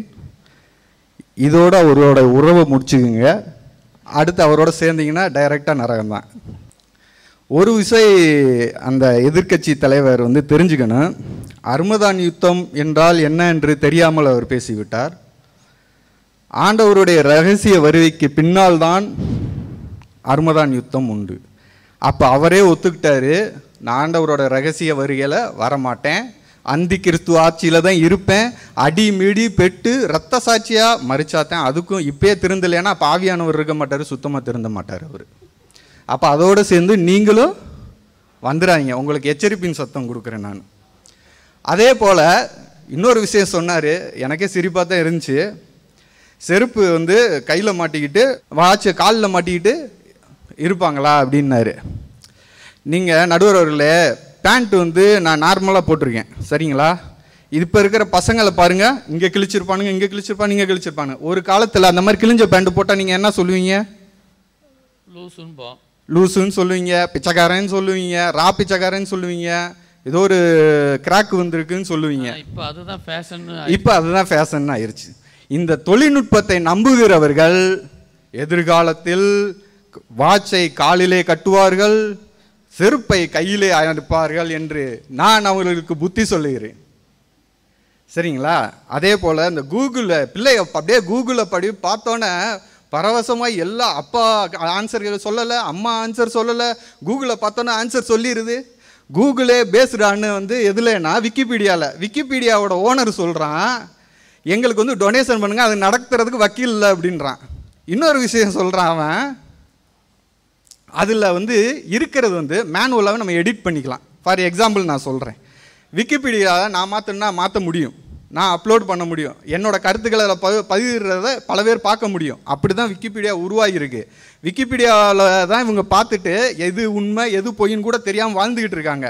உதாரணத்துக்கு சொல்கிறேன், இந்த எதிர்க்கட்சி தலைவர் இருக்கார் பாருங்க, இன்றைக்கி போய் நான் விக்கிபீடியாவில் பிரபாகரன் அவர்கள் ஜெயிலில் வாழ்ந்து கொண்டிருக்கிறார் அப்படின்னு நான் டைப் பண்ணி அப்லோட் பண்ணிட்டேன்னு வச்சுக்கோங்களேன், நாளைக்கு அதை பார்க்குற அனைவருமே வந்து பிரபாகரன் எங்கே இருக்கிறான்னு அடித்தாங்கன்னா அவர் ஜெயிலில் இருக்கிறார் அப்படின்னு அது காட்டும். ஆனால் கேஸ் போடுறதுக்கு அவருக்கு உரிமை இருக்கு, அவருக்கு கேஸ் போடுறதுக்கு உரிமை இருக்கு. ஆனால் நான் சொல்கிறேன், உலகத்தில் இத்தனைப்பட்ட மனிதர்கள் இருக்காங்கல்ல, ஒரு நிமிடத்தில் 1,00,000 வியூஸ் பார்க்குறாங்க. அந்த 1,00,000 வியூஸுக்கு வந்து நான் வந்து குற்றவாளி என்று தெரியாது. இதுதான் டெக்னாலஜியோட வளர்ச்சி என்று சொல்லி கொண்டிருக்கிறார்கள். நடுவர் அவர்களே, இன்னொரு விஷயத்தை நான் சொல்லுகிறேன். கிமு கிபி கேள்விப்பட்டிருப்பீர்கள். நிச்சயமா. கோமு கோபி கேள்விப்பட்டிருக்கிறீர்களா? நல்ல புது வித்தமா இருக்கே, சொல்லுங்க. கோமு கோபி என்றால் கொரோனாக்கு முன் கொரோனாக்கு பின் உலகம் எப்படி நாசமா போய்கிட்டு இருக்குன்றதுக்கு உதாரணம் இது. தெரிஞ்சுங்க. இந்த தொழில்நுட்பத்தின் வளர்ச்சியினால என்ன அடைஞ்சிருக்கோம் அப்படின்னா, சபைக்குள்ளும் வீட்டுக்குள்ளும் நட்பிலும் உறவிலும் சமுதாயத்திலும் ஒரு பிரிவினை ஏற்பட்டு இருக்கிறது. அந்த பிரிவினை என்ன என்று புரியாமல் தான் இங்கிட்டு அங்கிட்டு இங்கிட்டு அங்கிட்டு அது நன்மை இது நன்மைன்னு என்று உளறி கொண்டிருக்கிறார்கள். அந்த பிரிவினை எப்படிப்பட்டதா இருக்கிறது என்று பார்த்தால், நம்மை ஒரு தாயோடும் தகப்பனோடும் இணைய விடாமல் செய்கிறது. அதே போல நாம் ஒரு போதகருக்கும் விசுவாசிக்கும் ஒரு பிளவை ஏற்படுத்துகிறது. சமுதாயத்துக்குள்ள ஒரு நல்ல நட்பை கண்டுபிடிக்க முடியல. உன் நண்பனை காட்டு உன்னை பற்றி சொல்லுகிறேன் என்ற வார்த்தை இருக்கிறது. ஆனால் இப்போ நட்பே இல்லாமல் சொல்லிட்டு இருக்கான். ஏன்னா அவனுக்குள்ள என்ன வந்துருச்சுன்னா, தன்னைத்தானே நம்புவது திறமை வந்து விட்டது. தன்னம்பிக்கை அல்ல, தன்னைத்தானே நம்புவது என்றால் ஒரு மனிதன் என்ன பண்ணுறான் அப்படின்னா, அவன் வந்து அவனுடைய பெற்றோரை நம்பவில்லை, அவருடைய ஆவிக்குரிய தகப்பனை நம்பவில்லை, கூட இருக்கிற மனைவியை நம்பவில்லை, இல்லை பிள்ளைகளை நம்பவில்லை. அவன் எதை நம்புறான்னா, மாமனாரை சுத்தமாக நம்பக்கூடாது. ஆமாம். அவன் எதை நம்புகிறான் அப்படின்னா, கைபேசியை நம்புகிறான். அதில் இருக்கிற 100% உண்மை கிடையாது நடுவர் அவர்களே. இவர்கள் நினைத்து கொண்டிருக்கிறார்கள் அதில் எவ்வளவோ வந்து தீமையான காரியங்கள் இருக்கிறது, எவ்வளவோ உண்மையற்ற காரியங்கள் இருக்கிறது. சரிங்களா? இப்போ உங்களுக்கே தெரியும், சபை ஆன்லைனில் நடத்துறது. பாஸ்டர் வந்து இங்கே வந்து அக்கா சொன்ன மாதிரி அநேக ஜபத்தோடு அநேக வல்லமையோடு வந்து எழுந்திரிச்சு வந்து அவர் வந்து 5:30 மணிக்கு வந்து மெசேஜ் கொடுக்குறார். சரிங்களா? முன்னாடி நம்ம என்ன பண்ணுவோம், 5:30 மணிக்கு சர்ச்சுனா 4:30 மணிக்கு வீட்டில் கிளம்புவோம், 5 மணிக்கு இடம் கிடைக்காதுன்னு வந்து உட்காந்துருப்போம், இங்கே காத்திருப்போம். அந்த அந்த அந்த நிலை மாறி இப்போ என்ன ஆயிடுச்சு அப்படின்னா, பாஸ்டர் 5:30 மணிக்கு சர்ச்சை மெசேஜ் ஆரம்பிக்கிறாரு அப்படின்னா அவர் அனலாக ஜபிச்சுக்கிட்டு இருப்பார். இங்கே ஒரு ஆள் என்ன பண்ணும் தெரியுமா, போய் ஃப்ரிட்ஜை திறக்கும், ஃப்ரிட்ஜை திறந்து உள்ளுக்குள்ளே எட்டி பார்க்கும், என்ன சாப்பிட்றதுக்கு இருக்குது அப்படின்னு சொல்லி மூடும். அங்கிட்டு இன்னொரு ஆவி என்ன பண்ணும் அப்படின்னா, இங்கே நேற்று கடல மிட்டாய் வச்சுருந்தேனே அதை காணோம் அப்படின்னு ஒரு ஆவி தேடும். இன்னொரு ஆவி என்ன பண்ணும்னா, டீயே கொடுக்கலை அப்படின்னும், எதுவுமே குளிக்காது பல்லு விளக்காது, அப்படியே வந்து உக்காந்துருக்கும். இதுதான் இப்போ இருக்கிறதுல நடந்து கொண்டு இருக்கிறது. போதகர் அவர் ஒரு வாஞ்சையோடு ஒரு ஆத்மா ஆதாயத்தோடு ஒரு இந்த விஷயம் சொல்லும் பொழுது அங்கே ஒரு பெரிய மாற்றம் ஏற்படும் என்று நினைத்து கொண்டு வந்திருக்கிறார். ஆனால் நடக்கிறது என்ன என்றால் மாய்மானம். நாம் திரைக்கு முன் திரைக்கு பின் என்று ஒரு விஷயம் இருக்கிறது. ஒரு சம்பவம் நடந்தது, நான் அதை பார்த்தேன். அநேக நண்பர்கள் எனக்கு உண்டு. ஒரு நண்பர் வீட்டிலே போதகர் அங்கே வந்து ஜூமில் வந்து என்ன பண்ணுறாரு அப்படின்னா, பிரசங்கம் எடுத்துக்கொண்டு இருக்கிறார். இவர் என்ன பண்ணுறாரு அப்படின்னா, அதில் வீடியோவை டிசேபிள் பண்ணிட்டு பானிபூரி சாப்பிட்டு கொண்டு இருக்கிறார். எங்கே போச்சு நான் அவரை பார்த்து நானே ஸ்டன் ஆகிட்டேன். என்னடா அது, இங்கே வந்து ஜெபம் பண்ணிக்கிட்டு இருக்கேன், அங்கே வந்து பானிபூரி சாப்பிட்டுக்கிட்டு இருக்காரு அப்படின்னு சொல்லி எனக்குள்ள ஒரு மனவேதனை. அது ஒரு என்னன்னா, ஒரு மூப்பர், சபையின் மூப்பர் இந்த வேலை செய்து கொண்டு இருக்கும்பொழுது பாஸ்டருக்கு தெரியுமா? ஒரு விஷயம் நாம் தெரிந்து கொள்ள வேண்டும், நாம் திரைக்கு பின் திரைக்கு முன் என்று ஒரு விஷயம் இருக்குது. நாம் மாய்மாலத்தின் திரைக்கு முன்பாக இருக்கிறோம். மாய்மாலத்தின் திரைக்கு முன்பாக நான் நல்லவனாக நடிக்க முடியும். எனக்குள்ளே இருக்கிற சுபாவம் யாருக்கும் தெரியாது. எனக்குள்ளே கர்த்தர் இருக்கிறாரா என்று யாருக்கும் தெரியாது. ஆனால் ஒரு பிசிக்கலாக ஒரு விஷயம் நடக்கிறப்ப, ஒரு இன்ட்ராக்ஷன் இருக்கிறப்ப என்னால் நடிக்க முடியாது. ஒரு போதகரை பார்த்து என்னால் நடிக்க முடியாது. அவருக்குள்ள இருக்கும் ஆவியானவர் என்னை வெளிப்படுத்துவார் நான் யார் என்று. ஆனால் ஆன்லைனில் அது நடக்காது. இன்னும் என்னவென்றால், மனிதனோடு நேரடி தொடர்பு துண்டிக்கப்பட்டிருக்கு. இந்த ஆன்லைனால் நேரடி தொடர்பு துண்டிக்கப்பட்டிருக்கு. இந்த நேரடி தொடர்பு துண்டிக்கப்பட்டதுனால என்ன தீமை என்றால், நான் யாரோடும் என்னுடைய சோகமாக இருக்கட்டும், என்னுடைய சந்தோஷமான காரியமாக இருக்கட்டும், நான் அவர்களிடம் பகிர்வது இல்லை. எனக்கு தெரிஞ்ச விஷயம் என்னன்னா, கையில் ஹேண்ட்செட் இருக்குது, இதை வச்சு தான் நான் வாழ போகிறேன், இதுதான் எனக்கு வாழ்க்கை அப்படின்ற நோக்கத்தை நோக்கி இளைஞர்களாகட்டும், பெரியவர்களாகட்டும், குழந்தைகளாகட்டும் எல்லாரும் செல்லக்கூடிய அவல நிலைக்கு நாம் வந்திருக்கிறோம். இனி இது என்னன்னா, மனித இனத்துக்கே ஒரு புதிய குழப்பத்தை கொண்டு வந்திருக்கு. எப்படா இது பண்ணுறது, என்னடா பண்ணுறது அப்படின்னு தெரியாத நிலைமைக்கு வந்திருக்கு. ஒரு தகப்பனிடம் நீங்கள் கேளுங்கள், 2 வருஷத்துக்கு முன்னாடி உங்கள் பையன் என்ன பண்ண போகிறான் அப்படிங்களுங்க. அவன் இன்ஜினியர் படிக்கலான் இருக்கான், டாக்டர் படிக்கலான் இருக்கான், ஏர் ஹோஸ்டஸ் எதுனாச்சு படிக்கலான் இருக்கான். ஆனால் இப்போ நீங்கள் யோசித்து பாருங்கள், ஒரு தகப்பன்கிட்ட கேட்டு பாருங்கள், அவன் என்ன ஆக போகிறானே தெரியலப்பா அப்படின்னு தான் சொல்கிற தகப்பன் அதிகமாக இருக்கிறார்கள். ஏன்னா அவங்களுடைய டெக்னாலஜினால் பாதிக்கப்பட்ட பிள்ளைகள் அதிகம். எத்தனை பேர் அவர்கள் சொந்த பிள்ளைகளுடைய ரகசியத்தை வெளியிலே வைக்காமல் மனசுக்குள்ளே அலங்கோலம் பண்ணுகிற எத்தனை பெற்றோர்கள் இருக்கிறார்கள் தெரியுமா? பாதிக்கப்பட்டு வெளியில் சொல்ல முடியல. ஒவ்வொரு குடும்பத்தை எடுத்தால் அவ்வளோ பேர் சொல்லுவாங்க. எல்லா தகப்பன்மாருக்கும் தெரியும். அவ்வளோ கீழ்த்தரமான காரியங்கள் செய்கிற பிள்ளைகளாகவும் இருக்கிறார்கள். இதெல்லாம் எப்படி செஞ்சு 5 வயசு பையன் ஒரு பேட்டியில் கேட்குறாங்க. அவன் சொல்கிறான், உனக்கு எத்தனை கேர்ள் ஃப்ரெண்டான்னு கேட்குறாங்க. அவன் சொல்கிறான், எனக்கு 3 கேர்ள் ஃப்ரெண்டு. நான் இந்தியாவில் தமிழ்நாட்டில். அதான் வெக்கக்கேடு. அப்போ அவனுடைய மனதுக்குள்ளே என்ன இருக்கிறது, எதை விதைக்கிறீர்கள்? அவன் ஸ்கூல் பையன் போகிறான். யார் அவங்க ஸ்கூல் பையனுக்கு எப்படின்னா ஆன்லைனில் பார்க்குறான். ஆன்லைனில் மேலே டீச்சரை பார்க்குறான், கீழே படம் பார்க்குறான். அது தெரியுமா? எல்லாம் எத்தனை பெற்றோருக்கு தெரியும்? எத்தனை பிள்ளைகள் இதனால் பாதிக்கப்பட்டிருக்கார்கள் தெரியுமா? கீழே படம் பார்க்குற விஷயங்கள் உங்களுக்கு தெரியுமா? ஆன்லைனில் கேம் விளாட்றான். கேம் அடிக்ஷன் பற்றி ஒரு பெரிய டாப்பிக்கே இருக்குது. இந்த கேம் அடிக்ஷன்னால எத்தனை பிள்ளைகள் பாதிக்கப்பட்டிருக்கு, மூளை சிதைவுகள் ஏற்பட்டிருக்கு, ஓய்வில்லாமல் மோட்டார் ரன் பண்ணுற மாதிரி ரன் ஆகிக்கிட்டே இருக்குது மூளை. அதனால எவ்வளோ பாதிப்புகள் இருக்குது என்று யாருக்குனாச்சும் தெரியுமா? அது தெரியாது. அதை பற்றி பேச மாட்டாங்க. ஏரோப்ளேன் கண்டுபிடிச்சான், கப்பல் கண்டுபிடிச்சான், எல்லாம் கண்டுபிடிச்ச, பரலோகத்துக்கு போகிற வழியை கண்டுபிடிச்சா நீ? அது எங்கே இருக்கிறது உனக்கு? கண்டுபிடிப்பு முக்கியம் இல்லை, நாம் செல்லும் இடம் எங்கேன்றது தான் முக்கியம். எதை வேணாலும் கண்டுபிடிப்பான். 1000 பேர் 1000 விதமாக கண்டுபிடிப்பான். நம்மளோட கண்டுபிடிப்பு என்ன? ஆண்டவராகிய இயேசு கிறிஸ்து எங்கே இருக்கிறாரு அவரை நோக்கி பார்க்குறதா நம்மளோட கண்டுபிடிப்பு. அதே போல் உங்களுக்கு தொழில்நுட்பமாகவும் வருகிறேன். நான் உங்களுக்கு தெரியும், நான் இதே இந்தியாவில் சாலு என்று ஒரு ஹியூமன் ரோபோட் இருக்குது. ஹியூமனாய்டுன்னு சொல்லுவாங்க. சாலு ஒரு டீச்சர். அந்த சாலு எதுலன்னா ஐஐடி பாம்பேயில் ஒர்க் பண்ணுது. அது ஒரு ஹியூமனாய்டு.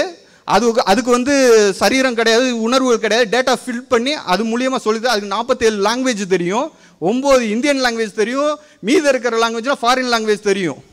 வேலை வாய்ப்புக்கு நான் என்ன உதாரணத்தை நம்ம சொல்கிறோம் அப்படின்னா, இந்த டெக்னாலஜி வளருது, வேலை வாய்ப்புன்றாங்களே, நாம் தான் அந்த வேலை வாய்ப்பை தடுத்து கொண்டு இருக்கிறோம். ஏன்னா இவங்க கண்டுபிடிக்கிற ஒவ்வொரு விஷயம் நம்மளை ரீப்ளேஸ் பண்ணிக்கிட்டு இருக்கு. வீட்டு வேலைக்கார ரோபோட்டாக இருக்கட்டும், ரோபோட்டில் வீட்டு வேலைக்கார ரோபோட்டு இருக்குது, சரிங்களா? அதை நம்பி உங்கள் பிள்ளைகளை விட்டு போவீங்களா? சொல்லுங்கள். அங்கே ரோபோட் ஹோட்டலில் இது கொடுத்துச்சான். அவர் சொல்கிறார், தட்டு கொடுத்துச்சு, சாம்பார் கொடுத்து, பிரியாணி கொடுத்துச்சுன்றாரு. உங்கள் வீட்டில் அந்த ரோபோட் உங்கள் பிள்ளையை விட்டு போவீங்களா? சொல்லுங்கள். அதுக்கு இல்லை சொல்கிறேன். அப்போ உங்களுக்குள்ள ஒரு நம்பிக்கை வரணும்ல. அந்த நம்பிக்கை எங்கே போகுது? அதே போல் நான் மறுபடியும் அந்த பாயிண்ட்டுக்கே வரேன். நான் அந்த டீச்சர் இதனால இதே மாதிரி பல 100 ரோபோட்கள் கண்டுபிடிச்சா இங்கே இருக்கிற டீச்சருக்கு பல பேருக்கு வேலை வாய்ப்புகள் எப்படி குறையாமல் இருக்கும்? அதே போல் இன்னும் சொல்கிறேன், அக்ரிகல்ச்சர் எடுத்துக்கங்க, விவசாயத்தை எடுத்துங்க. விவசாயத்தில் மண் இல்லாத விவசாயம் பண்ணுகிற இயந்திரங்கள் வந்து விட்டது. மண்ணே தேவையில்லை, அதுவே வந்து தண்ணியிலே வந்து அது விதையை போட்டு அந்த மிஷினே என்ன பண்ணுது அப்படின்னா அதுவே வந்து எல்லா களையும் எடுக்குது, அதுவே வந்து பறிக்குது, அதுவே வந்து லோடுக்கு உடைய எல்லா காரியங்களும் எடுக்குது. இதனால விவசாயி பாதிக்கப்படுறான்ல, அவனுடைய வேலை வாய்ப்புகள் எங்கே? எவ்வளோ காரியங்கள் இருக்கு. ஆனால் நம்ம சொல்லி ஸ்லோபமாக போயிடும். நம்ம எங்கே போகிறோன்றது தான் முக்கியம், எங்கே இருக்கிறோன்றது முக்கியம் இல்லை. வருங்கால தலைமுறைகளுக்கு நம்ம வந்து எது நல்ல வழின்றதை காட்டணும். என் பிள்ளை வந்து மொபைல் இல்லாமல் அங்கே போக மாட்டான், லொக்கேஷன் இல்லாமல் இங்கே போக மாட்டான். லொக்கேஷன் இல்லாமல் வாழ்ந்த பூமி தான் இது. அதே போல் கொரோனா வைரஸ்ன்னு பீத்திக்கிட்டு அலையிறீங்க எல்லாரும். இந்த உலகம் இதை விட பெரிய பெரிய வைரஸ்லாம் பார்த்துருச்சு. 5 பேண்டமிக் பார்த்துருக்கு, 20 எப்பி பேண்டமிக்கை பார்த்துருக்கு. மொத்தம் 70க்கு மேற்பட்ட கொள்ளை நோய்களை இந்த உலகம் பார்த்துருக்கு. 200 மில்லியன் பீப்புள் இறந்துருக்கிறானுங்க, சும்மா கிடையாது. இங்கே 0.4 மில்லியனுக்கு அப்படியே பில்டப் கொடுத்துட்றீங்க. 200 மில்லியன் பீப்புள் இறந்துருக்கிறாங்க. ஆனால் நான் எதை சொல்ல வருகிறேன் என்றால், இந்த இதில் இறந்ததுனால சொல்ல, இந்த இதெல்லாம் உங்களை அடிமைப்படுத்துவதற்காக என்று சொல்ல வருகிறேன். எல்லாம் ஒரு நாடக மேடை தான், தெரிஞ்சுங்க. மொபைலை கொடுத்து உங்களோட இன்ஃபர்மேஷனை கலெக்ட் பண்ணாங்க, சரிங்களா? கொரோனான்னு சொல்லி உங்களை கண்ட்ரோல் பண்ணுறாங்க, அதை நீங்கள் தெரிஞ்சுக்கணும். எல்லாம் ஒரே அரசாங்கம் வருவதற்கு தான் இந்த வாய்ப்பை ஏற்படுத்தி தந்தார்கள் என்று நான் கூறுகிறேன். அதே போல் ஒரு சின்ன விஷயத்தை நான் சொல்லுகிறேன். சபைகளுக்குள்ளே போட்டி வந்து விட்டது. இந்த டெக்னாலஜி வளர்ச்சி அப்படின்னு சொல்கிறீங்களா, யூடியூப்பில் பார்க்குறோம், அதை பார்க்குறோம், இதை பார்க்கணுன்னா எத்தனை வியூஸ் போட்டிருக்கு, அதை வேற டாப்பில் போடுறாங்க. 1.44 மில்லியன், 10 மில்லியன் வியூஸ். யாரை மகிமைப்படுத்துறீங்க நீங்கள்? யாரை மகிமைப்படுத்துறீங்க? ஆண்டவரவா, உங்களவா, உங்கள் சர்ச்சவா? யாரை மகிமைப்படுத்திக்கிட்டு இருக்கீங்க?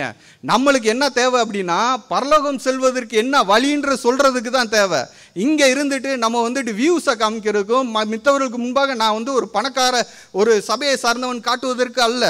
இன்னொரு விஷயம் சொல்லுகிறேன். கடவுளுடைய வார்த்தையும் சட்டத்திட்டங்களையும் மறந்துவிட்டு தொழில்நுட்ப வளர்ச்சியை வைத்து தான் ஆரோக்கியமான சபை என்று மனிதர் இன்ற நாளில் வந்து என்னன்னா சிந்திக்க ஆரம்பித்து விட்டார்கள். இதனால் அடித்தர மக்கள், அடித்தர போதகர்கள் பாதிக்கப்பட்டிருக்கிறார்கள். இந்த வளர்ச்சினால நீங்கள் 1000ல் 100 சபை வேணால் வெளியில் பெரிய இதாக காட்டலாம், படமாக காட்டலாம். ஆனால் அங்கே இருக்கிற அடிப்பட்ட ஊழியர்கள் பாதிக்கப்பட்டிருக்கார். எத்தனையோ பேர் மடிந்திருக்கிறார்கள். எல்லாம் அங்கே எல்லாம் யூடியூப்பில் பார்க்குறேன், அதை பார்க்குறேன். கள்ள போதகம் எவ்வளோ வந்திருக்கு, கள்ள உபதேச சபைக்குள்ளே எவ்வளோ வந்திருக்கு. தனக்கு இஷ்டமானவைகளை நாடுகிறார்கள். எனக்கு இந்த போதகர் பிடிக்கலாம், அந்த போதகர் பிடிக்கலாம், இந்த போதகர், இப்படியே சுற்றிக்கிட்டு இருந்தானா ஆண்டவர் வந்துடுவார். அதுதான் நடந்து கொண்டிருக்கிறது. கடைசியாக சொல்லி முடிக்கிறேன். சீறி பாயும் சிறியவர்கள் கையளவு பெட்டிக்குள் அடைக்கப்பட்டிருக்கிறார்கள். சபைக்கு தூணா இருக்க வேண்டும் வாலிபர்கள் மாயத்திரையின் மயக்கத்திலே விழுந்திருக்கிறார்கள். புத்தி சொல்லும் பெற்றோர்கள் பிள்ளைகளால் அடக்கப்பட்டு இருக்கிறார்கள். ஆலோசனை சொல்லும் மூப்பர்கள் அந்த வாய்ப்பை இல்லாமல் அடங்கி இருக்கிறார்கள். களத்திலே இறங்கி வசனத்தை விதைக்கும் ஊழியர் இப்பொழுது புகைப்பட்டிக்கு முன் விதையை தூவுகிறார்கள். அது விளையுமோ? உண்மை மறைக்கிறது, அன்பு தணிகிறது, பாசம் முறிக்கிறது. கடவுளுடைய ஐக்கியம் உடைக்கும் தொழில்நுட்பத்தினால் வரும் சந்ததி தீமையே என்று சொல்லி விடைபெற்று நன்றி சொல்லுகிறேன்.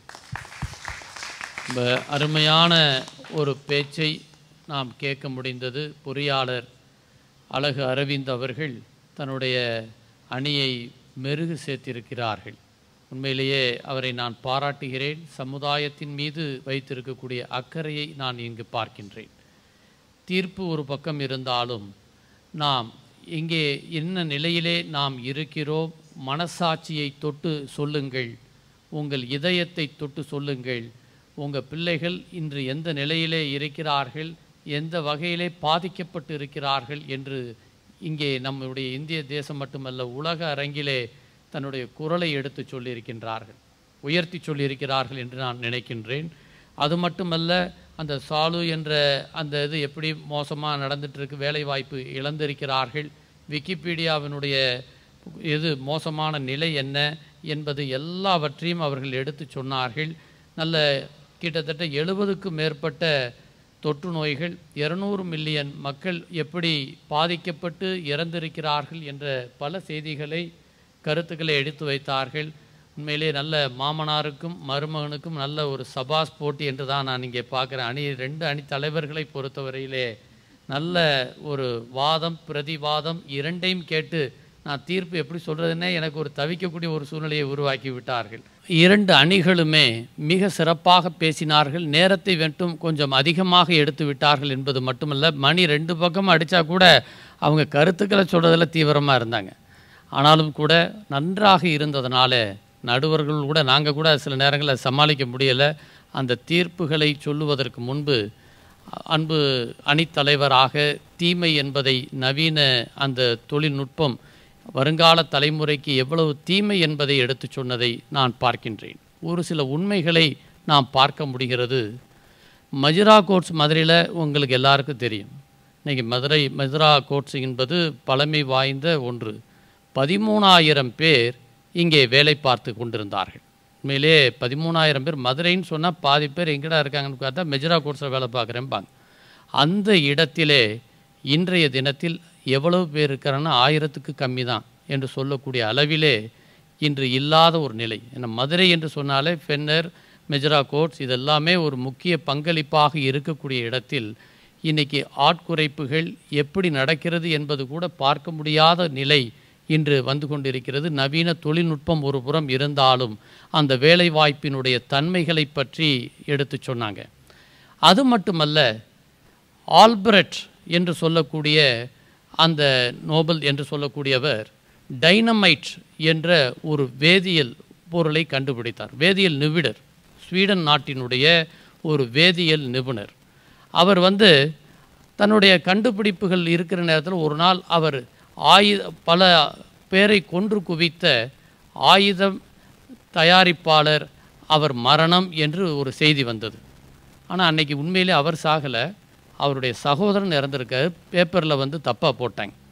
அதை பார்த்த அந்த ஆல்பர்ட் தனக்கு எத்தனையோ கண்டுபிடிப்புகளை அவர் கண்டுபிடித்து இந்த கண்டுபிடிப்புகளெல்லாம் இவ்வளவு இருக்கும்போது தான் எவ்வளவு தவறு செய்து விட்டோம் என்று ஒரு கணம் வருந்தி அவர் தன்னுடைய முடிவுகளிலே சில மாற்றங்களை ஏற்படுத்தினார்.